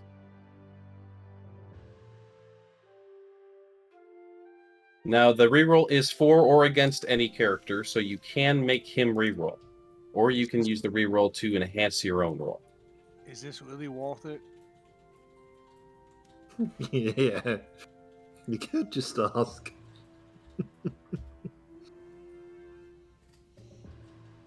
Okay. I will not use it. They are powerful tools. But the Martens did for sure get the jump on you. They just didn't manage to actually grab you. Mm-hmm. Come on! We want to show you the nest! The nest? The nest! Is it anywhere near the brig? I need to... Oh no, it's on our Would ship. I know that? Oh. Wait, we've got the brig. Okay. Yes! You have the Yeah, barking team. Oh. Right. Well, Tiberius is just gonna drag along his fish skeleton and go with the Martens. So, Normal, you notice he just has a fish skeleton. they don't care. They're gonna take him over to the ship and down into one of the rooms, which is just completely packed with ropes and various sacks, cloth, etc. Just all over the place. Lots of cushions, lots of places to run around and climb and stuff. There's also, a few barrels and things in there. There's a couple of baskets. They've definitely just grabbed all sorts of different items, all sorts of different cloth and soft things to climb, and they've built a little jungle gym in here. Do you go past the brig at all? I thought it was a schooner. No, At the first schooner you said is...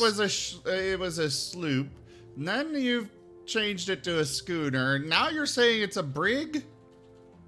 Okay, the schooner Would is you the make ship up that your Maury... goddamn mind? Do you go The past the jail cells? Yes. Oh, that brig. Also, the schooner is the ship that Moriarty has. The barkentine is the ship that you guys have. And those are the classes of ship. Okay. I thought you were talking about brig, like the type of ship, and I'm like... No. Probably not. I don't think their room is past the brig. Okay.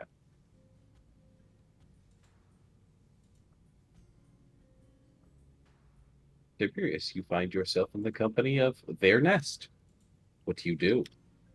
There's also If anything. a young dragon gold dragon in there, sitting atop a pile of a bunch of copper pieces. It's snoring. Tiberius just stands and stares in awe.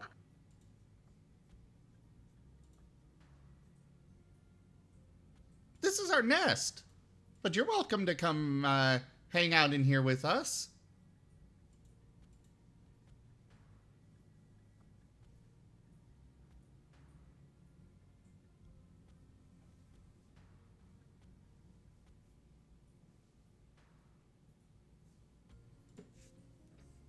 Silence.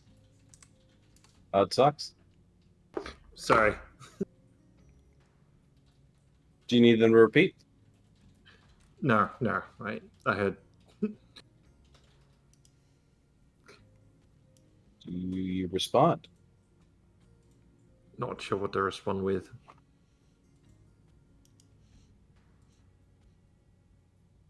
That's Right, okay. Tiberius We know is it's really awesome and kind of breathtaking and stuff. We worked hard on it.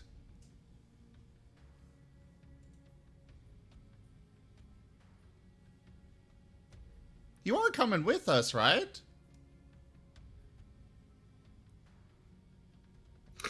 Tiberius just ponders for a moment. I don't really have anything better to do. Excellent. So you can stay here with us. You probably can't climb that well. So... And they kind of disappear into the jungle of cloth and such. For like a minute before returning. Unless you can do stuff during that minute, of course. Do you do anything, or do you just wait? Just wait. Okay. Okay, then they go They out. emerge. They come back out and start trying to tug you in deeper into the room. Do you allow yourself to be consumed? Why did you have to put it that way? The fluff. It has overtaken me. It's too Hmm. comfortable.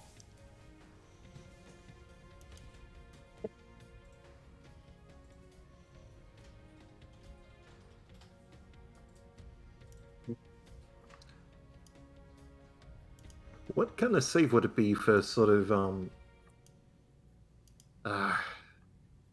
just kind of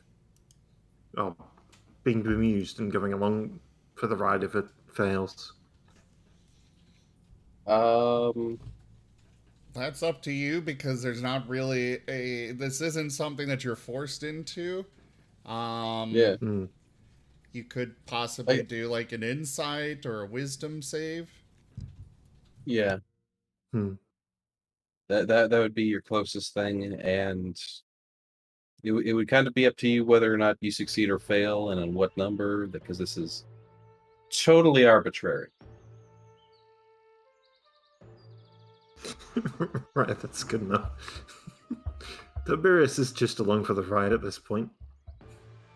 Right, Tiberius lets himself be taken along. What do the Martens show him?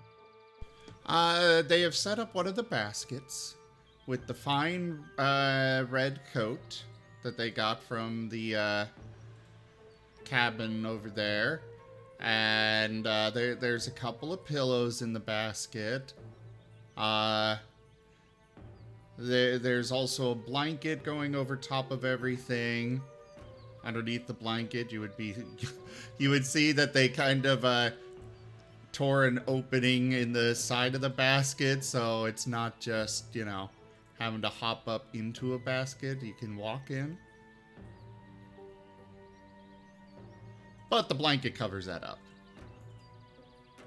as well as the sharp bits. There! We made you a bed! Yeah, thanks. And if you pull on this string here, they'll tug on a string that's next to it with The their ship teeth. explodes. Not yet. They haven't filled the paperwork for that. The You'll coat. take Not be 113. surprised. You'll take 113 damage. The coat, which was kind of draped over it like a canopy, lowers down with the collar of the coat perfectly positioned so you can leave your head out of the entrance. There, you pull on this and it'll give you a way to stay warmer. The basket lights on fire. Good.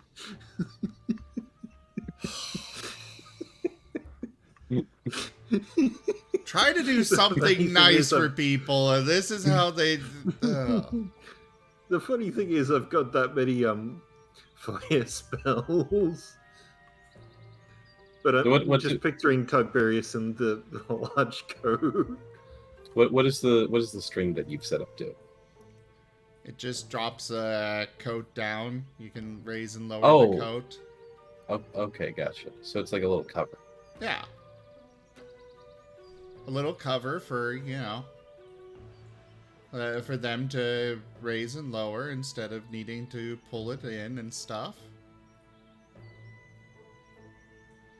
And it'll have a little hole in the front so you can look out. And of course, breathe. Because breathing is important. Breathing is indeed important. I don't have... At least for some people. What? Fabric breathing. I got water breathing, though. A staff of fabric breathing. You never need to move your blanket off of your face.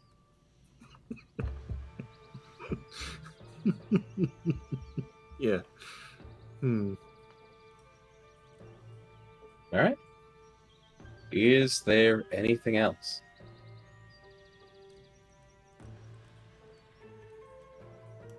Anything that players want to do, say, interact with? Ready to explore the map? What are you exploring? If everyone's ready to try to find the mountain home. Yeah, I'm ready. Alright, so, as you... It takes about another hour for... Because there's 5 cannons, it takes approximately another hour to get all the cannons magicked. Rosalia, you're the one using the staff, I assume?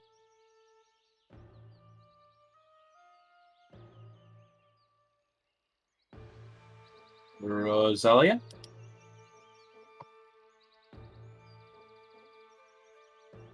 And yeah?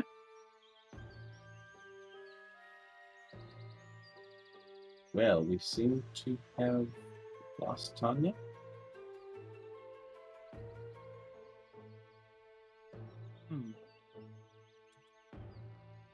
Indeed.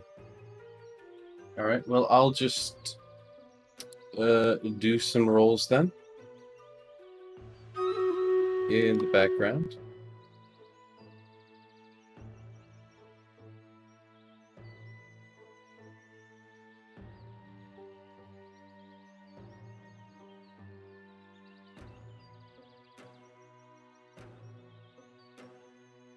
Okay, so Rosalia goes about lifting the various cannons onto the ship, and the ship does have additional cannons now. Do you guys have access? I thought you were about to say, and the ship can't hold the weight and sinks. No, the ship is more than large enough to hold these cannons.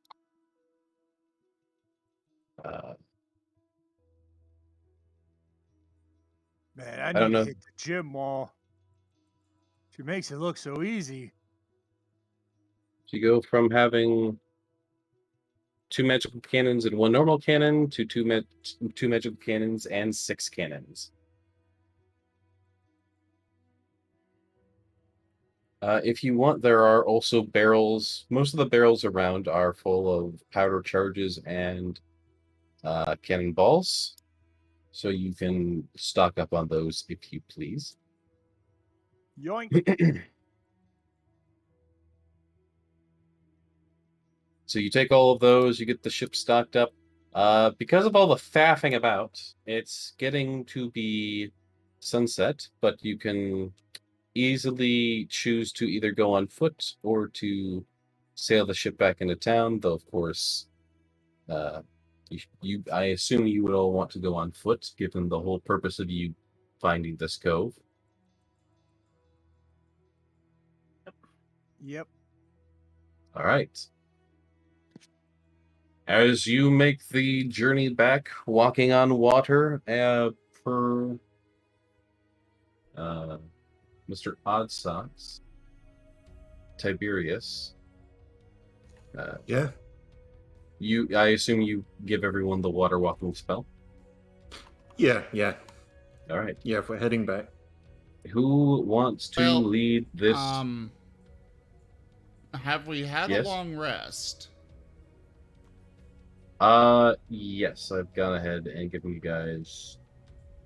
Okay, you want to actually do it through the combat tracker then? Yep, already did before session started. All right. Also, we do have a community reroll. Lovely.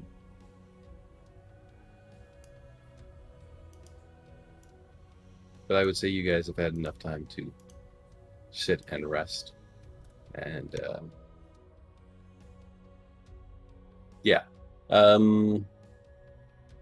Yeah, you guys can make your way out. You make the long walk back to town. Does anyone wish to lead the traversal?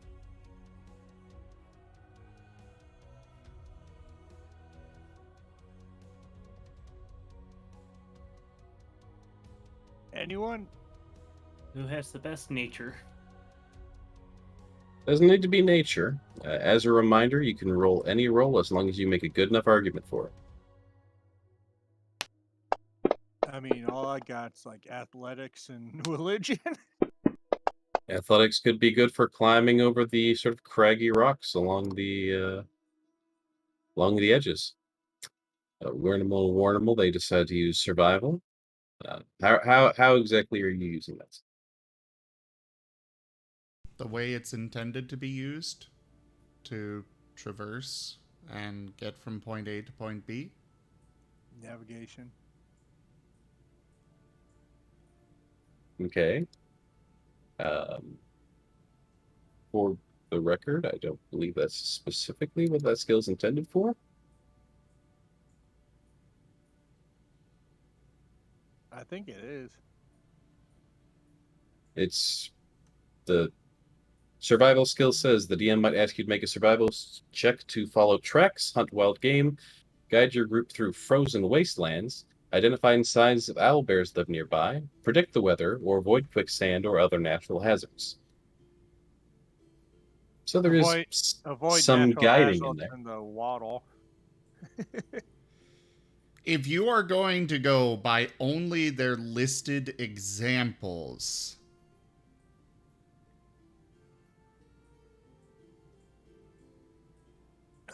because that is the point of that, is it's an example of some of the things it covers.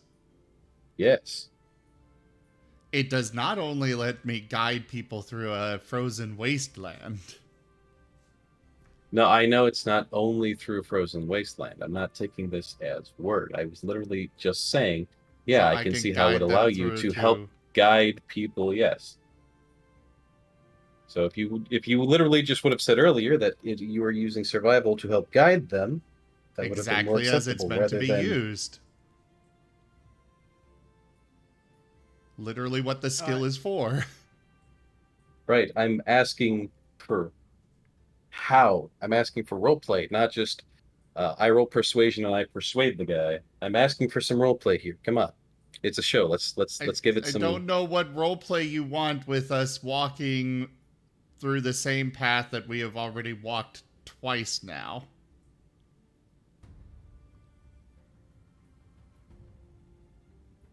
It's not really a path for one thing. It's along a cliff. Okay, the there's same water. route that we've gone before, the same method we've gone before. Okay, so you could say I use the survival to sort of go I over just the don't know various why there landscapes needs that to we've. be a roll.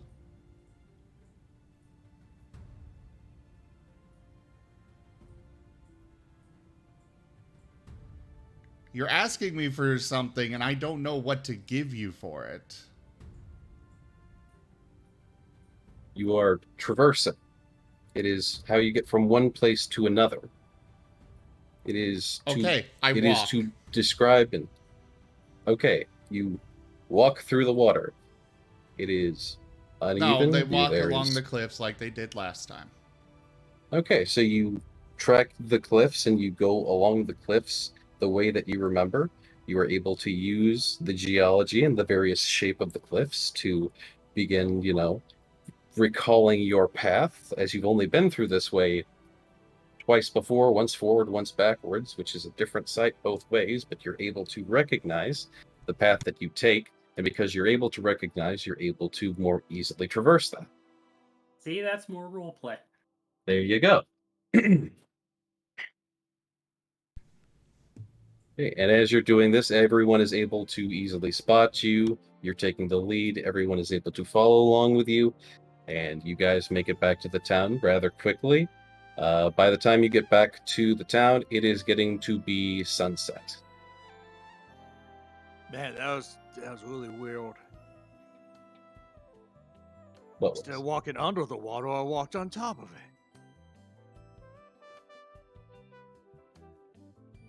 Timber, you are aware that you have someone in your party who allows you to walk on water. This is the first time Tippo's ever done it. Yeah. They Oh never yeah, cast the that's spell on that's you. right, because he was staying here last time. Exactly. Yep. Never mind. Luckily, the Martens are able to lead you along.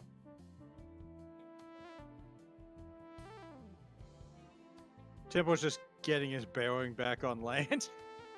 You Roll- guys, A little confused. you guys are headed back into town, where you see the Navy is still there. It doesn't look like they're going away anytime soon. Otherwise, it looks like some of these sort of, they're not quite street lamps, but they're basically like these set up torches. Lanterns? Sort of, yeah, they're not lanterns. They're really more just like torches. Torches. Yeah. Yeah. Makes sense. This place isn't nice enough to have the metal resources to dedicate to lanterns and things such as that. So they really just use torches at night. Some of the torches on building sides are starting to get lit up, though they likely won't be on for long, as you guys would know, a city of this size, probably there's like no activity come nighttime. Maybe some night watch, but otherwise, it is a small enough town that most people go to bed at a reasonable hour. Alright. Dungeon Master, how many days has it been? Since Yeah. Like one day? Since we went for the beer run. Yeah. it's the same day. Oh, okay. That was a day since we've been at the cove. You guys have been at the Cove maybe like a total of 14 hours Okay. at most. Just keep it note. That's all. Alright. So, Hell, probably less. Probably closer to like 8 hours. alright. We're looking for ghost friends, right? Yeah. Gar had mentioned he wanted to go see the dwarves, who could easily be found in the tavern. If you would like to head To over there. find the mountain home for the dwarves. is what I said. Well, let's go do that then. Gonna be right back.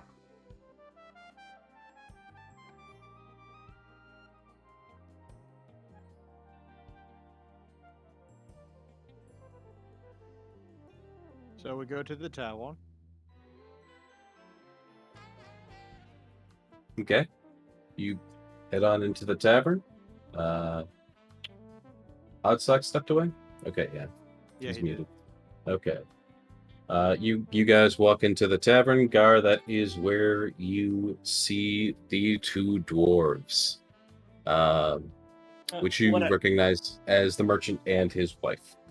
What I was saying is heading to try to find the mountain home for the dwarves, not looking for the dwarves. Oh, okay. Wouldn't we take them? That is up to the party, I suppose. Because it probably wouldn't be best to take them if we don't find anything or to endanger them. That is true.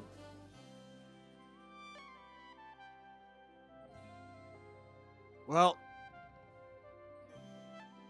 standard operating procedure would probably be to scout out the area, make sure it's safe, secure out back, and then we'll report to the dwarves. Yep. That would be my suggestion. As you say, Captain. Alright. Does Tipper see any sign of a mountain nearby? So as sort of described before, this island has a sort of, I guess to reference the image, and I think the image is in Fantasy Grounds. Let me pull that up real quick. Alright.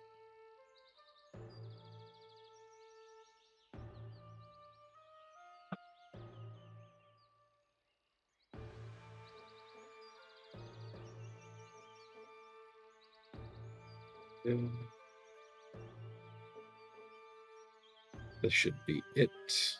Yes. Joke. All right, so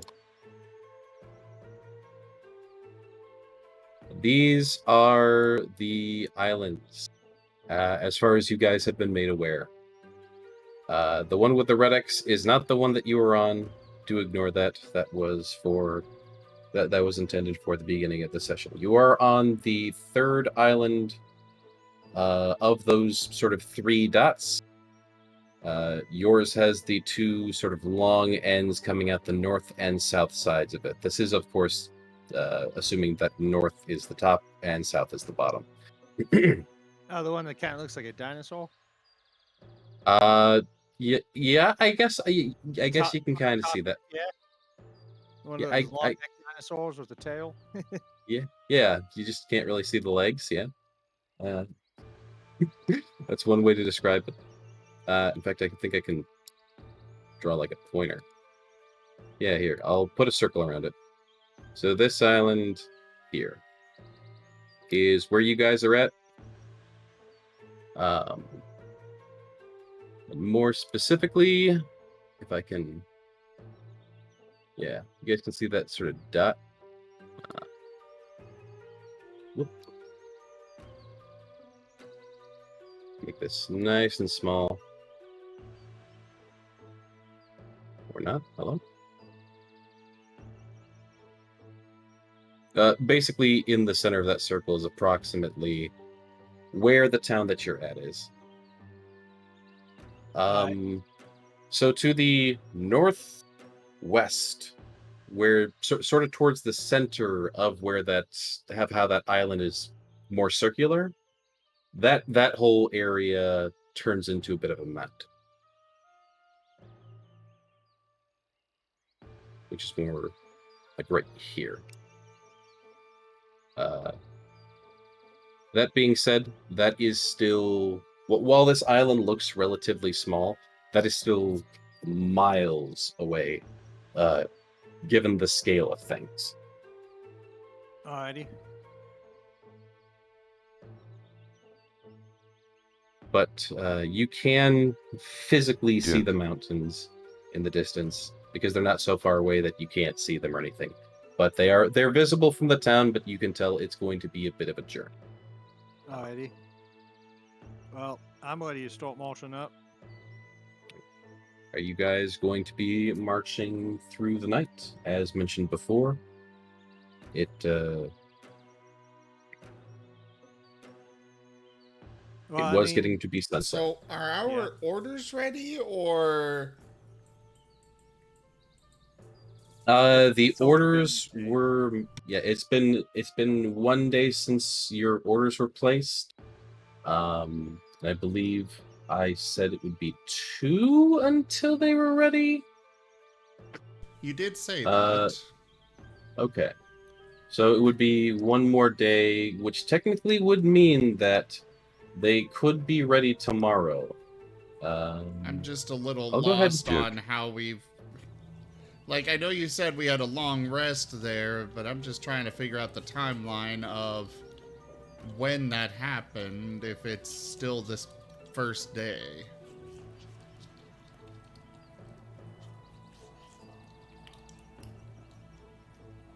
You know, I think I might have thought that you guys went to sleep, and maybe I thought that incorrectly. But I have given you a long rest nonetheless, and I am not reversing that. That's fine. I'm just confused here.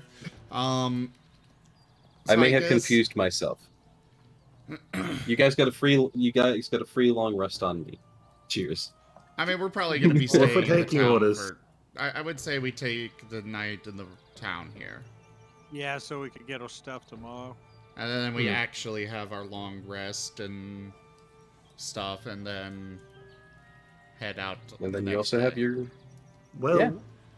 if we didn't do the long rest before, then we wouldn't be able to use water walking because I've only got 2 third level slots, and that's what it is. So,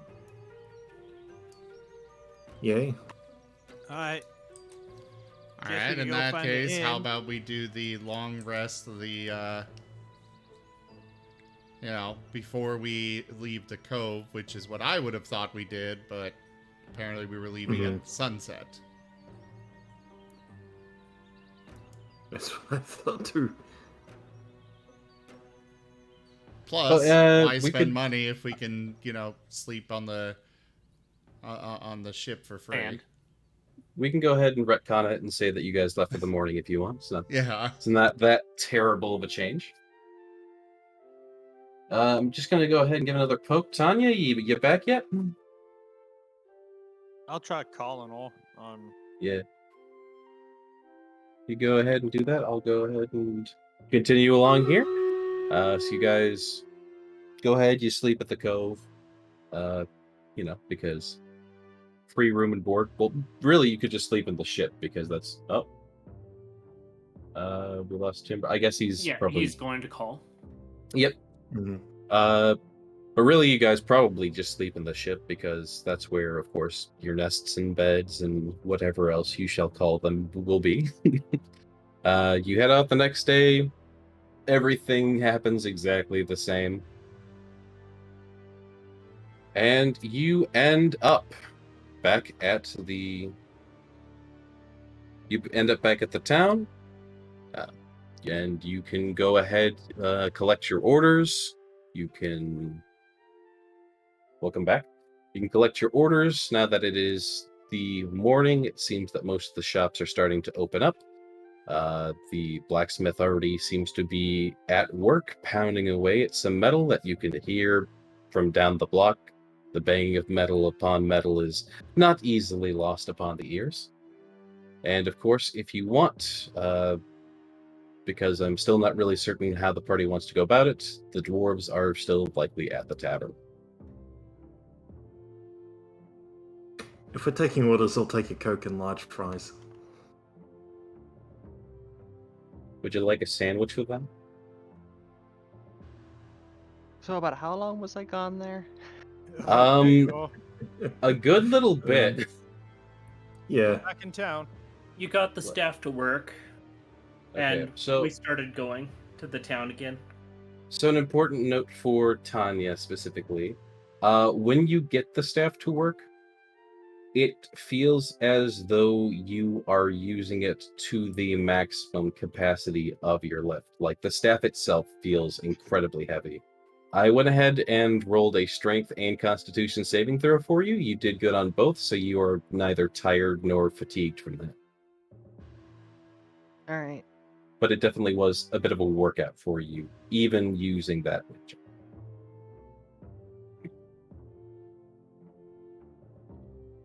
But outside of that, the party went ahead, they rested at the cove, and you guys are now back in town. And the guys were about to pick up some of the orders they put in, Timber's armor, and a secret commission that the Wearnimal and Warnimal put in. And the dwarves are at the tavern. So if everyone's all caught up, feel free to... Who wants to go first? Yeah, we're all caught up. So, Wernimal, what did you pick up for everybody? What? I'm asking Wernimal what he picked up.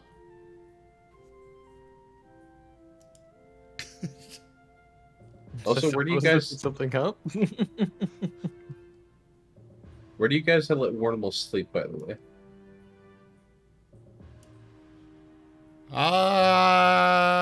I was going to do a little thing with that, but then other stuff faffed about and I forgot. But the Martens were going to find him a space on the ship. Okay.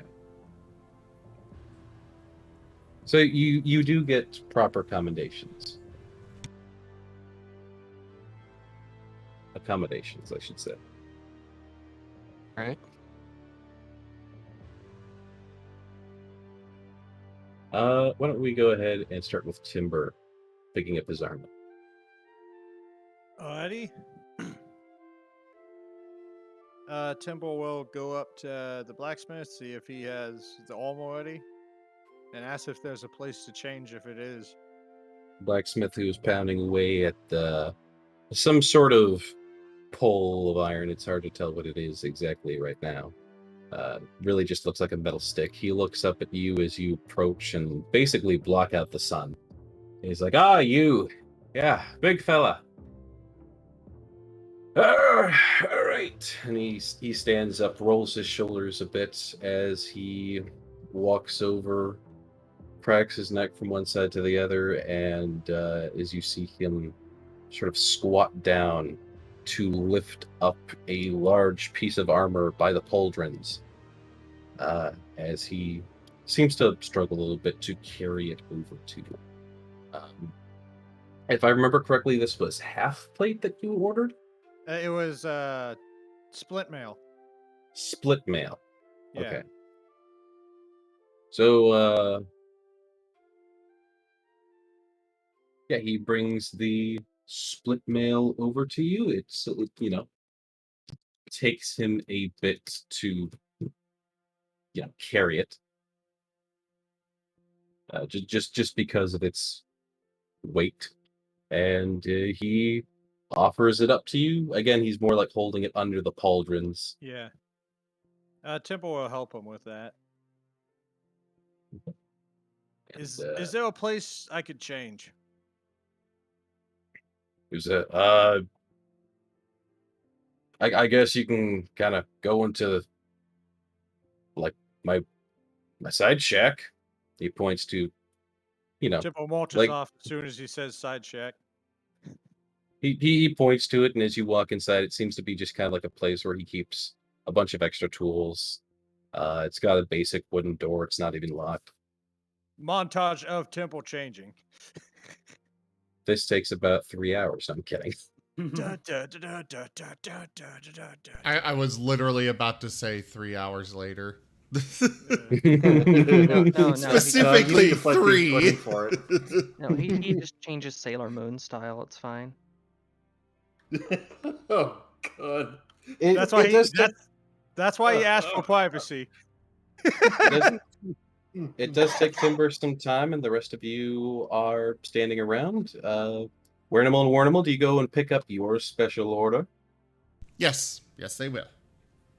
All right, you head on off to, I believe it was the tailor. Yep. All right. And are you discreet about picking up your secret package, or? Yep. Sounds good. So you walk in. She kind of just gives you a nod and a wink, and offers you a little package. It has some brown parchment around it with a little bit of twine that's tied in a nice little bow. They are going. Tiberius, They are you think going. you're sneaky? Oh, okay. Tiberius was gonna follow them. Yeah. That failed. Tiberius, you think you are sneaky, but whenever you step on the sort of porch of the building, the wood just creaks really loud. Warnimal and Warnimal, you are aware of Tiberius's presence. Please proceed. Well, thankfully it is wrapped, so nobody can see it, even though they're following.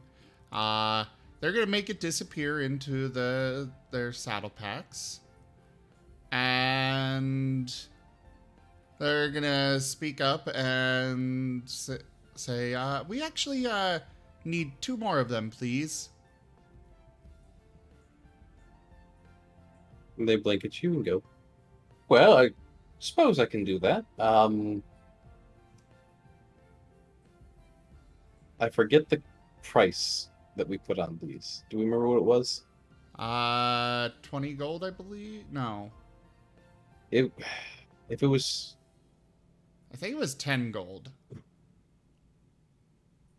oh wait, how many it did you? was 20. It was 20 gold. It would have been cheaper, but they wanted it a little rushed, so that's why it was.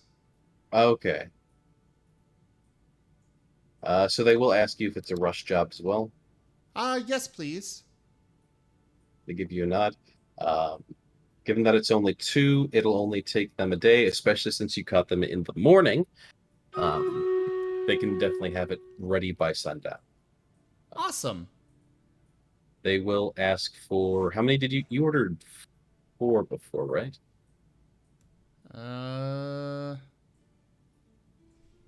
5. You ordered 5 before. So this would be another 8 gold. Alrighty. Okay. You put in that order. They're like, thumbs up. They remember the design. It's still in their sketchbook. And they'll get right on it. They ask you if there's anything else that they can do to help. No, that's good. Thank you. They give a little smile. They're holding their, their palms in each other's, like hand grasping hand, in that, sort of polite merchant ways. They give you just like a smile and a nod with closed eyes. You have a nice day, dear. You too. And they're gonna trundle on out. All right. For the record, they did not stop, or they did not do anything about Tiberius following. Right. That was made apparent by your not doing anything about it. Tiberius, there's a really loud wooden creak, and it doesn't really look like either of the Martens look back at you. Are you just going to sit there staring in through either the store window / door frame, or did you do anything? Yeah, just staring. Okay. You see them trundle on out. They may or may not look at you. They don't really seem to They care do not. either way. They just go back to find Timber again. All right. And Timber is somewhat easily found, as you knew he was going to the armory. Gar, Mordecai, and or Rosalia, are you guys doing anything back in town before you head off on this quest? Checking gear, make sure I still have backpack and everything. Alright, is there anything resembling a jeweler in town? Of course you have a backpack. It's just the food in it is gone. The Martens don't take the backpack. So I need to take that off my No. inventory. No, I was joking because you were like, your backpack might suddenly disappear for some reason. So I'm like, never mind. Now the Martens keep the backpack because it's nice, safe, warm place to sleep. No, they leave Rosalia. the backpack because it might fill up with food again. That too. So Rosalia, this is still kind of the same town where the jeweler that was here was the one that you had griped with, and you found that Right, his right. store was ramshackled. So unfortunately, that jeweler has not returned, and probably will not. Right. So unfortunately, no. For some odd reason, I thought that we moved on to a new island. I don't know why. Nope, this is the same island. You are going to be traveling on land to this same island. All you guys did was find a sort of cove that was further down, south, specifically. South of the town. Just a few miles away. Within close enough distance that you can probably make the trudge usually in less than an hour. Well, can't really think of anything that's needed at the moment. Mordecai, Gar, anything your characters would like to do before you guys decide to head out? No? That's a no from Gar. Mordecai? Nope. Actually, All right. hold on a second. Oh, You got something? is there any sort of a shop where you could buy musical instruments of any kind? Ooh, that's a good question. So the closest kind of store that you would find to that would be an odds and ends store, which is it's almost like the equivalent of a thrift shop. Almost, there seems to be all sort of just general basic goods, but you do definitely see in the store window.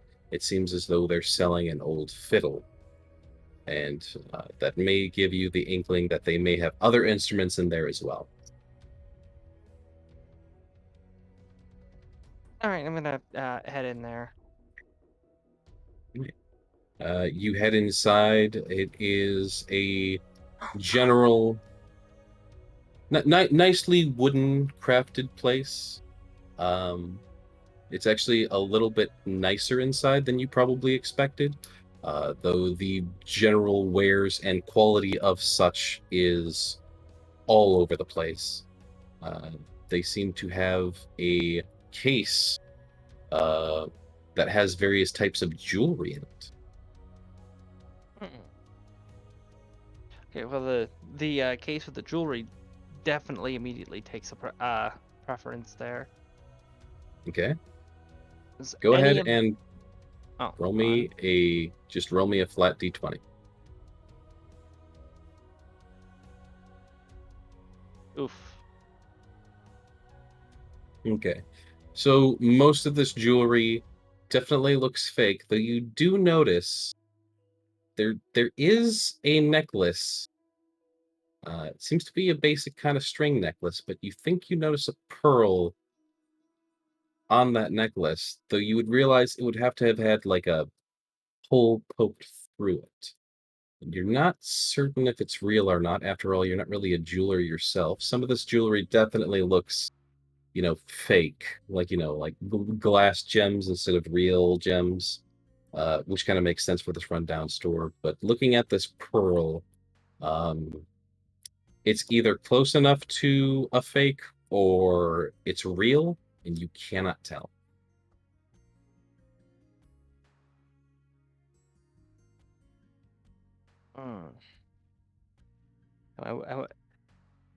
And that being said, you don't necessarily know the value of it as well.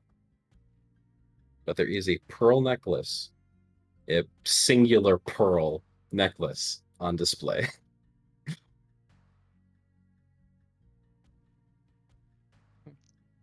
Hey, Walking shopkeep, shop. how much you want for this necklace? Oh, that thing? He seems to scratch at his chin as though he is actively himself thinking of the value. And I'll go ahead and do a roll for him. He's going to go about 175 gold. 175. Yeah.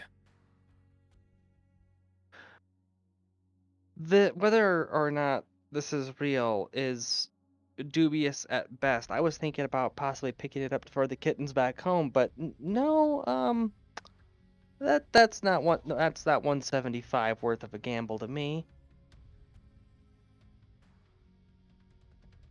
Well, time to burn down the store. Well, Celia runs out. Hey, Imperium! He said the Empress is not the Empress! Okay. He called the Empress fat. I may have been trying to bank up good deeds to excuse a bad deed, but that doesn't mean I have an excuse to just go full chaotic evil. Oh, why not? He scratches his chin a bit and goes, well, maybe I'll give you a discount if you buy some other stuff. Well, I was thinking about picking up a musical instrument, something that's quick and easy to learn. Gonna be spending a lot of time at sea in the coming months, and thought about just picking up a hobby. Here's a kazoo. Yeah. Well, if you want something that's real easy to play, nothing really much easier than a drum. We have one of those, and that banging on pretty much anything works for a drum. I mean, Different drums are quality of fancier. This guy kind of looks like, to note, by the way, he looks like a kind of old and scraggly hair. Like he's got gray fur and like it's really like, you know, it's got those patches that are sticking up here and there. He looks like he hasn't bathed in a while, but you don't smell anything that seems outright insulting or, you know, damaging to the senses. He just doesn't look like he knows how to take care of himself or, like, you know, present himself, I should say.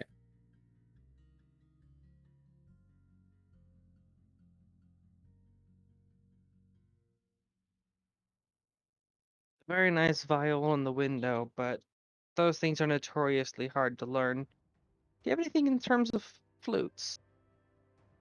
Flute. Yeah, actually. I think I got a nice shiny looking one. And he starts like eyeing over some of the counters and whatnot. And then he points to one that seems to be up on a shelf. Like, there it is. I see it. It's a shiny one. It's a bone flute. No, it definitely looks like it's made of metal. As long as it's not a recorder. Could that be considered a regular flute or a pan flute? Would be considered a regular flute. You know, the type that you know, 90 degrees to your mouth, tap on the little holes and blow into it, and it goes, you know, yeah. And it even comes with a free little book with children's songs. No, that's a recorder. That one goes straight from your mouth. This is more that one goes in the fire because this is more the there's no good sound from a recorder. This is more like the Pied Piper flute or a marching flute.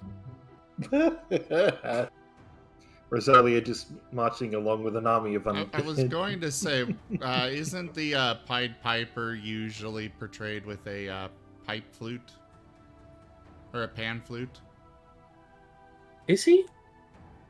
Every portrayal I've seen of him, it's, you know, the, like bamboo little tubes in a row. Are you sure it's not a pot flute? Hold on. I'm Googling the Pied Piper. A tea kettle flute. I'm seeing a lot of clarinets. Woodward. Oh yeah, yeah. I see clarinets as well. I'm not. I guess. Yeah. I guess I'm thinking specifically of the Shrek version of the Pied Piper. That was the best one. I'm not prepared to gamble 100 gold on whether a pearl is real, but I will buy this flute. It's all Good. Ugo now. He rubs his chin softly and goes, well, And apparently there is a piedpiper.com, and I have no idea what they do.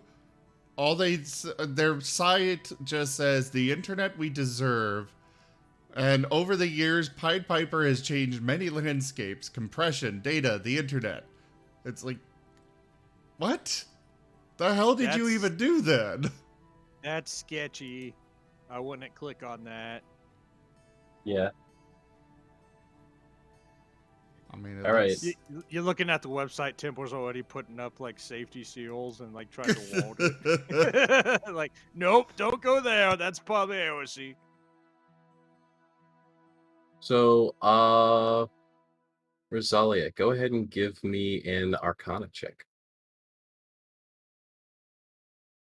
I just looked it up. Apparently, Pied Piper, that's a completely fictional startup. It's based on an HBO series, and the whole purpose of it is a decentralized internet. Huh. Basically, peer-to-peer internet, I guess. All right. Well, that's cool, but let's pull back from this tangent. Give me an Arcana check, Rosalia. That is some fascist stuff. I think that's specifically anti-fascist. Rosalia, you recognize that not only is this flute nice and shiny, it is masterwork, and it seems to be magical. In fact, you can tell from an Arcana check that high, it's basically a it is an enchanted flute, probably once belonging to a bard. All it seems to really do, though, is give you advantage on performance checks with it. And as you are taking note of this magical property of it, he says, maybe I'll give you the bunch for 100 gold. For the two of them.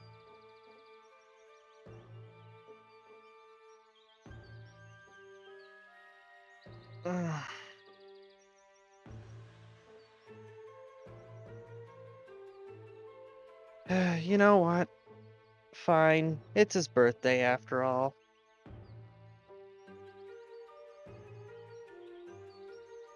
Yeah. Tell him to have a very happy birthday.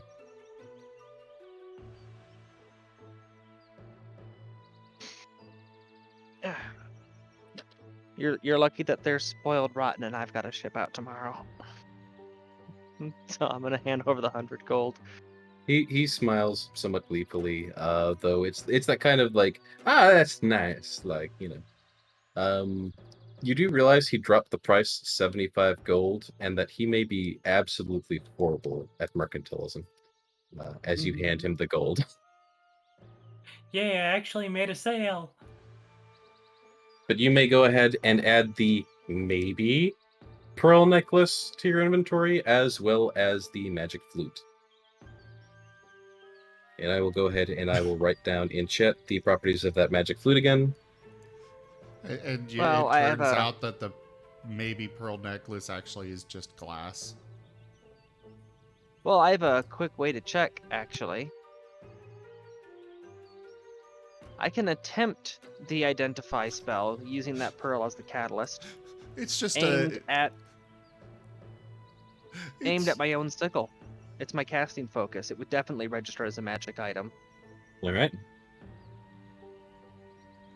Go ahead and roll me a flat 20 again. It's just a fancy rock. that somebody painted very well. Okay. Now I'm gonna ask you high or low.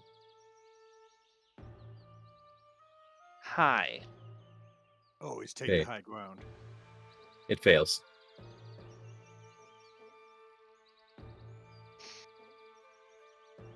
Alright, well, it's worth a shot. Either, though you cannot specifically deduce if the pearl is real or not, because it could just be a pearl that's not worth 100 GP. Either way, this pearl, assuming it is a pearl, does not seem to work. But you do have a nice little string necklace with a pearl on.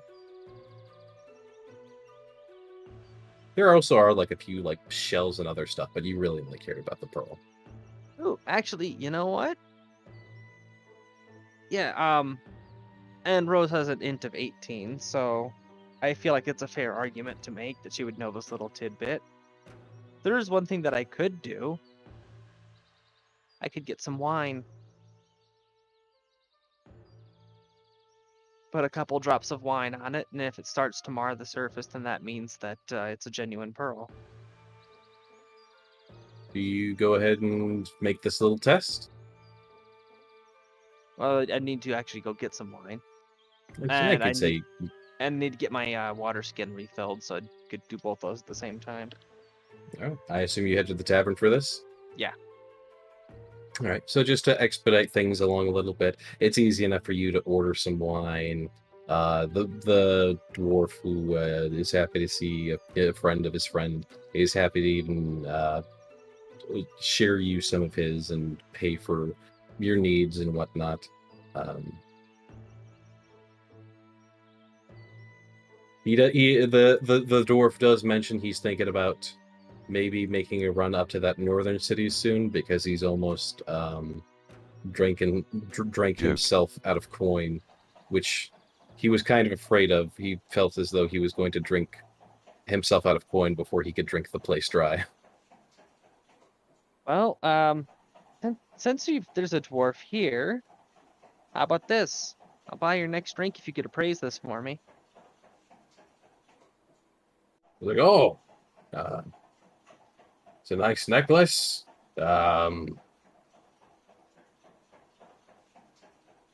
What exactly am I? The pearl? Whether or not it's real, and if so, how much is it worth? All right. He goes ahead and he reaches into his bag, and he pulls out. It is a pearl worth 99 gold, 99 silver, 9 silver, 9 copper. Only someone hadn't drilled a hole through the middle. Only someone hadn't drilled a hole through the middle. So he goes ahead. He pulls out one of those little. I don't really know what they're called, but they're one of those little things you put up to your eye. Jeweler's glass. Jeweler's yeah. lens. Yeah, one of those little jeweler's lenses that he seems to carry about, and he pulls the pearl in real close, sort of in the V of his fingers, but like he's trying not to squeeze it too much so that he can get a good look at it. Brings it in real close, looks it over. He turns it a little bit to look at it from the side where the hole is, and why not lick the pearl? I'm gonna be honest. I'm not a jeweler. I don't know all the ways to identify the pearl. Actually, I don't know whether or not Rose would know this. If you but scrape it in your teeth, it'll feel like it's sandpapery. Yep. Oh, but that makes sense. It is made of sand, technically speaking. But either way, he looks over the pearl. Him being a dwarf and also a merchant, he does know how to appraise it, and he offers it back to you, and he says, at most, that's probably worth 10 gold. It's a really low quality pearl, but it is still a pearl. It is a pearl.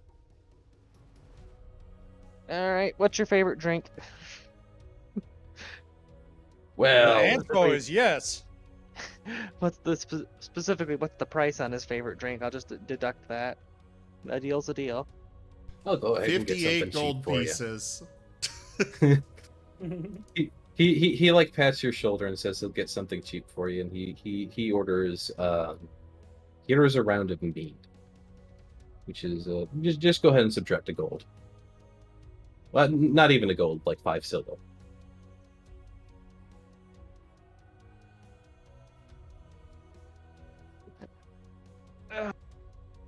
You know, at this rate, I'm just gonna have to stop trusting jewelers entirely. That wasn't a jeweler. That was an odds and ends shop owner, who again seems somewhat senile and did not know how to barter. He basically gave you half off the moment you bought a second object. He gave you half off the pearl necklace's original value, and almost essentially gave you the flute for free, if you think about it. Yeah, that's so like, ooh, this is actually very high quality.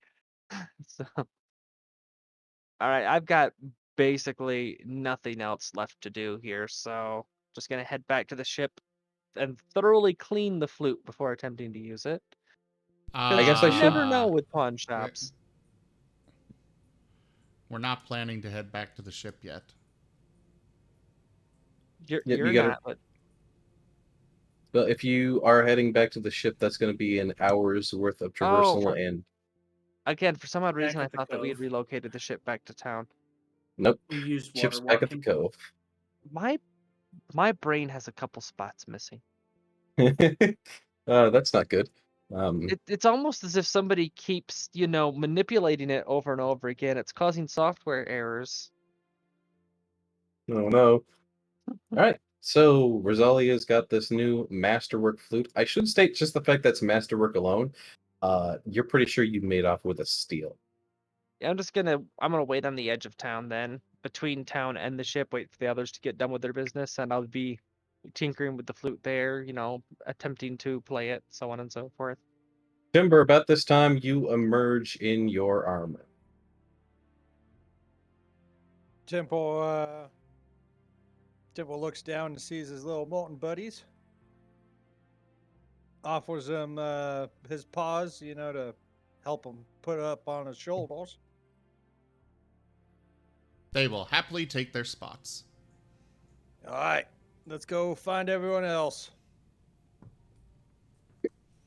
Start heading to that mountain. Tiberius, did you want to do anything in town, or are you good? I'm good. Okay. What about Mordecai? The party is... I think I asked him earlier, but I'll go ahead and give him another chance. Mordecai, you're in town. You want to do anything while these weird people who have talked about enslaving you and killing you try to do anything? What shops are in town? So What are you looking there... for? The Rao wants a gun. There is not likely a gun shop in town. The closest thing you could find is a blacksmith. There are a bunch of Imperial Wolven officers who your captain had warned you about. They drive the metal ships. They seem incredibly dangerous. Your captain was planning on trying to sneak aboard one of these ships to see what kind of cannons and stuff that they had, to see if they could steal some of their guns and whatnot to use against them. You see some of these Wolven walking around heavily armored. They seem to be the now sort of guards of this place, regardless of if the town wants them or not. You can see massive cannons on some of their ships that are at the docks. And even on the ships, you see some of them walking around with, like, miniature cannons. Like, not guns. Like, miniature cannons. That Like swivel guns. it's almost as though someone took, like, a little swivel gun, yeah, and thought, hey, this would make a good rifle. And they basically made that a rifle. I mean, you add a wheel lock to the back, and then you add a leather strap to the front. It's basically a blunderbuss. Yeah, so they're basically walking around with with blunderbusses that probably you imagine they fire like small cannonballs instead of what's it called? Those pelts. Pellets. Yeah, instead of pellets, shot? I don't think it's technically grape shot. It's grape shot if it's fired out of a cannon, but These are it's cannons. just, I guess, yeah, it's basically grape shot. The equivalent of a shell of grape shot.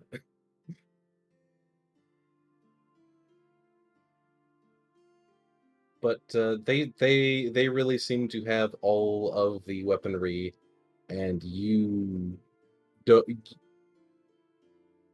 If you can already tell just by looking at them, if you were not to have if you were to have tried to do what the captain wanted to do, if you succeeded, it would have been really good. But if you failed, it would have been really bad.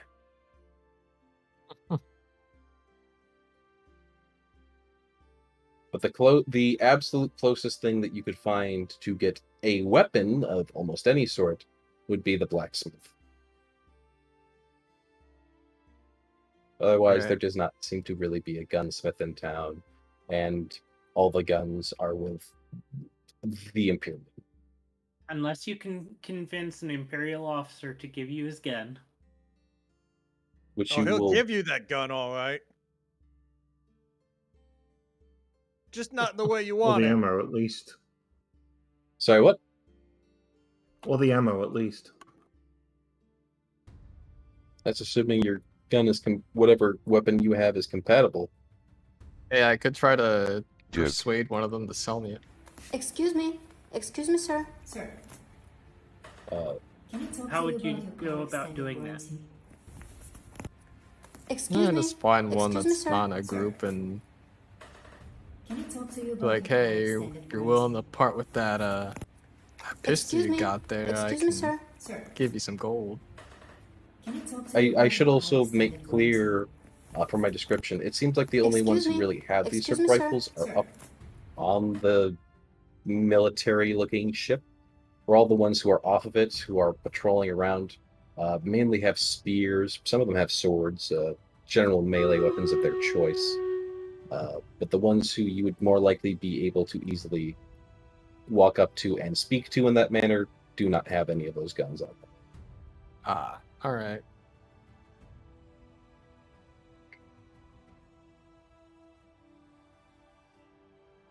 Is there anything else you would want to do or try to do? Nah. Okay. Do you meet back up with the party? Yeah. All right. I'm surprised Mordecai has not tried to run away, but you know what? I don't know his motives. Think about one of those cases of run where exactly. Or Well, Mordecai eventually- has the idea of there's an actual game to play instead of. Fair enough. It's like a horror movie. It's like if everyone just ran away in the car, there wouldn't be a movie. Anyways. He's just all like, right. adventure. This looks fun. Everyone eventually gathers all up together. You've maybe been in town about an hour and a half. It's still the morning. You can see Timber has his new sort of plate mail armor. Looks nice and snazzy on him. Rosalia, Gotta love that new almost smell. it smells like metal and leather, if you know what those smell like. Oddly enough, I do. I do. Yeah, I know I exactly do what it smells like. I do as well because I had machine shop. In a machine shop, you get a lot of metal and you get a lot of leather. Anyways, is the party ready to embark? I'm more than ready. I'm ready. Yeah. So there is a road that you can start taking that leads to the mountains. For traversing down a road, traversal checks aren't really necessary, but I will go ahead and roll a d20 to see if you guys encounter anything. Okay. So you guys are on the road for a good amount of time. It's a pretty nice day. Sky's a little bit, there's a few clouds in the sky, but it's just generally a nice day. The countryside, it's nice and green, fresh air, a nice warm breeze. It's a beautiful day. As you're getting in more into where it's grassy and more, like a countryside and less like a tropical beach. You even out here far enough, you notice that it seems that some of the townsfolk in this sort of area where the soil starts to get rich enough to support things like grass, like some of them have set some farms out here. Not too far from town, but just where, like, within reach. Food's got to come from somewhere after all. So you're passing by a few farms. It's just a nice day in general. As you continue down the road, eventually you are starting to notice that the road is really heading more north, and the place that you need to go is more west. So you eventually start to come to the realization that more likely than not, if you want to head to this mountain and seek a sort of mountain home inside of it for dwarves, you're probably going to have to go off the beaten path. Duke. Sounds like fun. All right. Now, do we want to give this traversal check thing another try? All right. Let's see. It's off beaten path, and there's like shrubbery in the way, right? Yeah, there's shrubs, there's trees, there's all sorts of stuff. You know the general direction of the mountain, though. It's kind of looming over, and you never really lose sight of it. It's a big landmark, after all. I have an idea. All right. Temple is going to plow his way through this shrubbery and try to make a path for the party members. Timber looks at the mountain, and he's like, I've got this, and he starts charging straight at the mountain. Go ahead and give me whatever roll you want to do for that. Athletics, go ahead.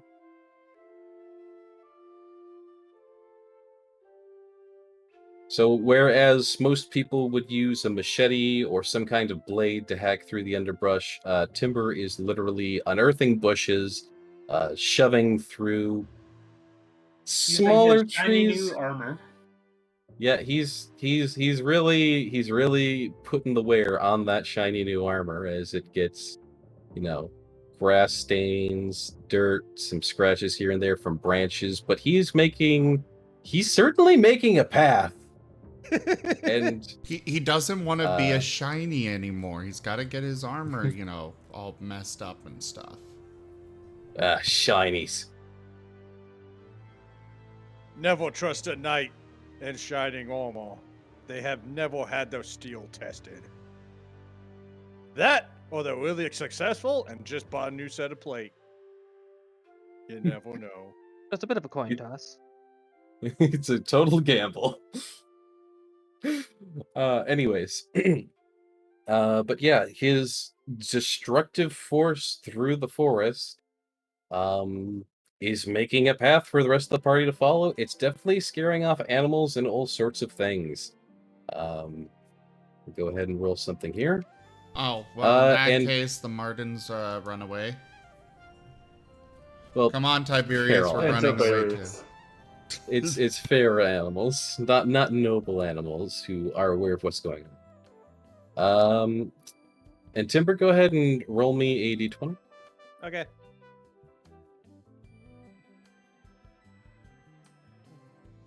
All right. As you are going along, there comes to be a point where you see a bear, like a big brown bear, but because of the destruction you are placing down, that thing runs. It is wise to run. And that really seems to be the only thing you come across. After going at this for a solid 4 hours, you are a little bit out of breath, and you can either push yourself for exhaustion, a point of exhaustion, or you can allow someone else to take the lead. Dungeon Master, I have something from my background that I would like to use. What is that? It is called Steady. You can move twice the normal amount of time, up to 16 hours each day, before being subjected to the effect of a forced march. Quotation, see travel pace in Chapter 8 in the Player's Handbook. Additionally, you can automatically find a safe route to land a boat on shore, provided such route exists. Gotcha. So because of the circumstances of you literally unearthing fauna and other sorts of plants, I would not really consider this to be a normal march. You are definitely putting in a lot more physical force than you would if you were just walking along. Alright. So this does not apply here, though if it was any other situation, I would gladly allow that. Alright. I will go ahead, and from that ability, I will at least give you an extra 2 hours, so you guys have made it 6 hours now instead of 4. Okay. Does Timber get a general idea how much longer it would be? If he was to continue at this pace? Looking up at the mountain, you think it might be another couple hours of distance between here and there? It's not much further. It's almost getting to the point where you're starting to get to a gradual incline, but not enough that you're really to where it's rocky yet.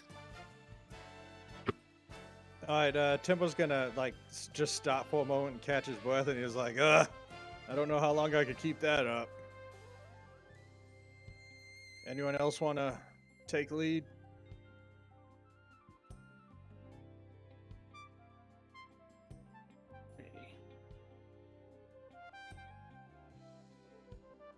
Does anyone else step up to the plate?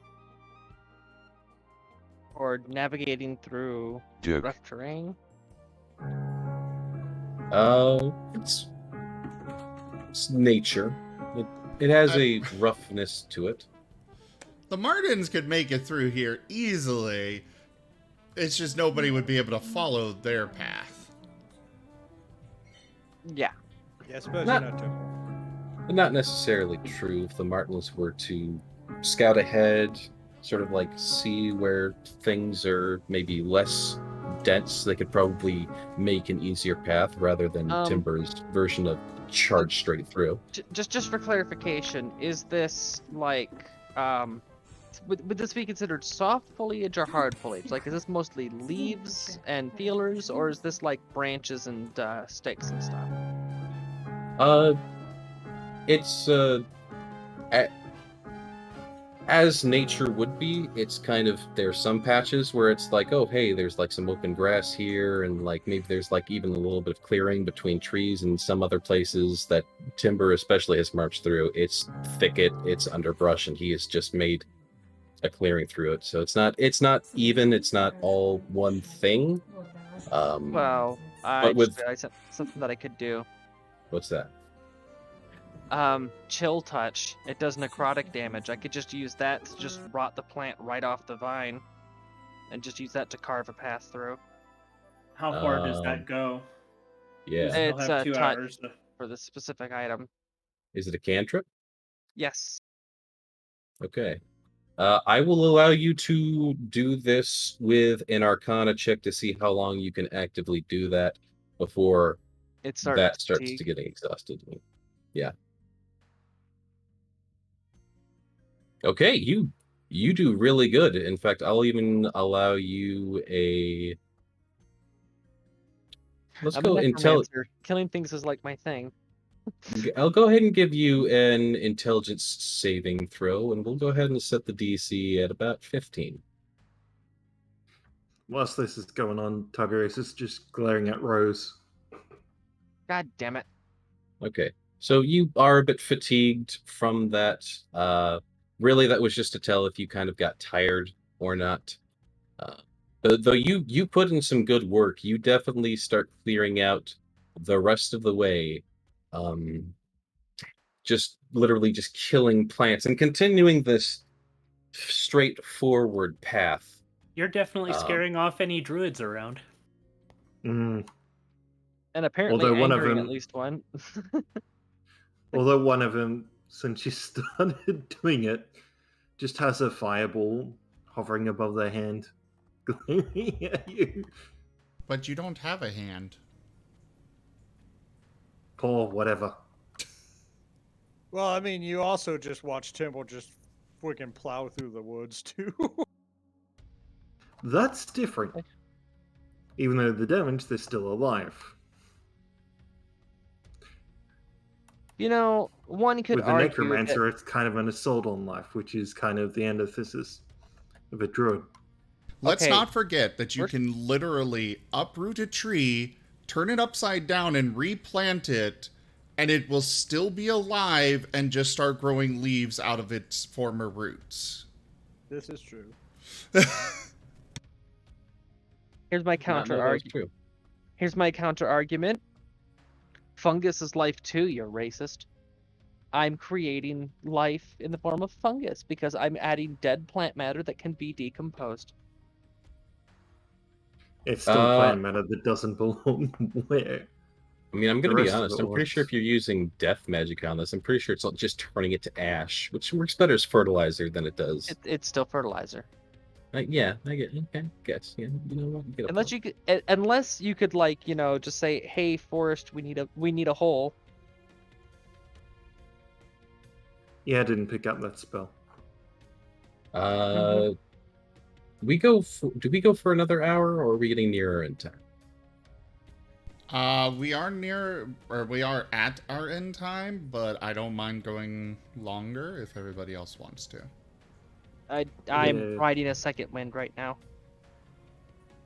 I'm I thought that I lagging. thought that I was perfectly wide awake until I just like leaned back in my chair a little bit, and then suddenly I'm getting a call on Discord, and I've been asleep for half an hour.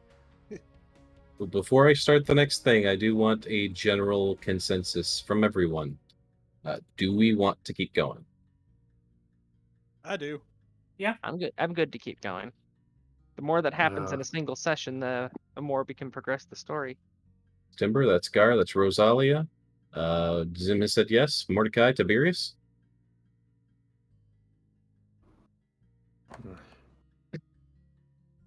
It's a no for me. Said it was a no, no. from you.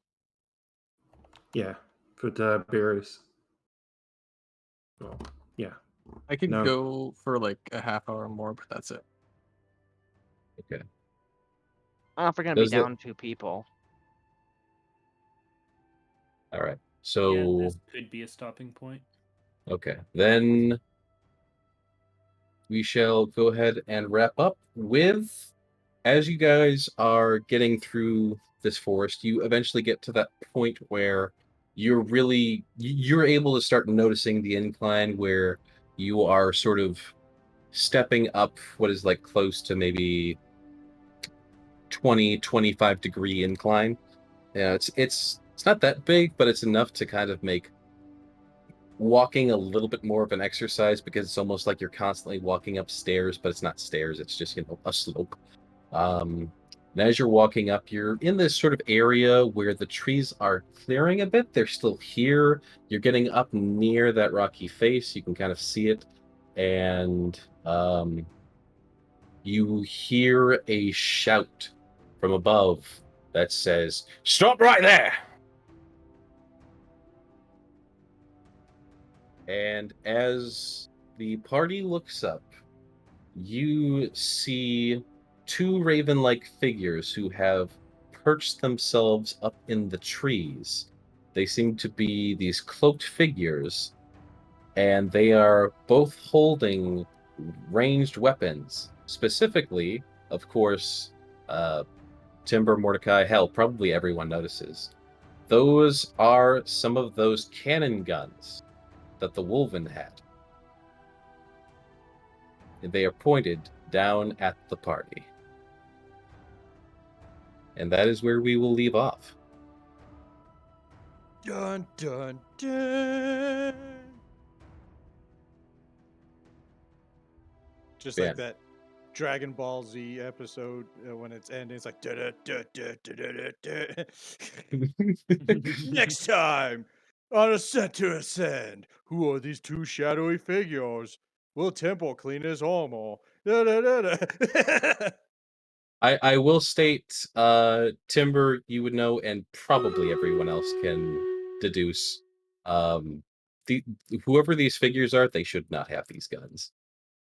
What are you doing with Imperial property? Exactly.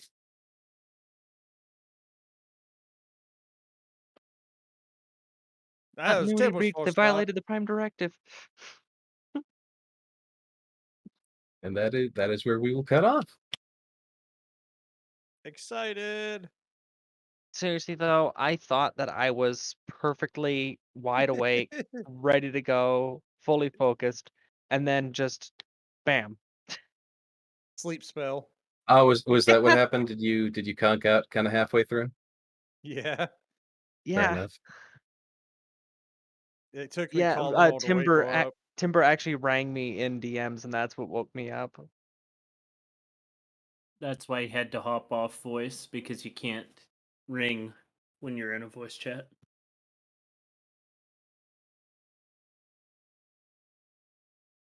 All right. Well, I hope you guys enjoyed. We'll be likely starting next session with perhaps a verbal exchange and then some initiative rolls.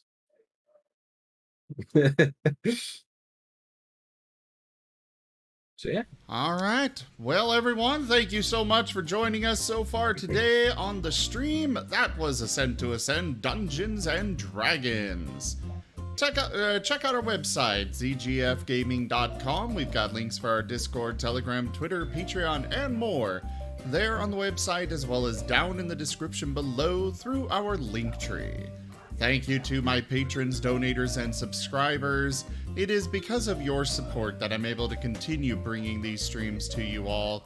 I really cannot do this without your guys' help and support, so thank you. Consider becoming a patron over at patreon.com/zgfgaming. It is one of the best ways to support the channel, though you can also do so by simply sharing the stream around. But again, everybody, thank you so much for joining. Do consider grabbing some merchandise over at zgfgaming.store, or you can also support the stream by picking up some packs from Stream Loots, or by sending food through TreatStream. But for now, thank you again for joining, and I bid you the most fondest adieu. Bye, guys. See you next week. Bye. All right. Bye-bye. Bye. Toodaloo.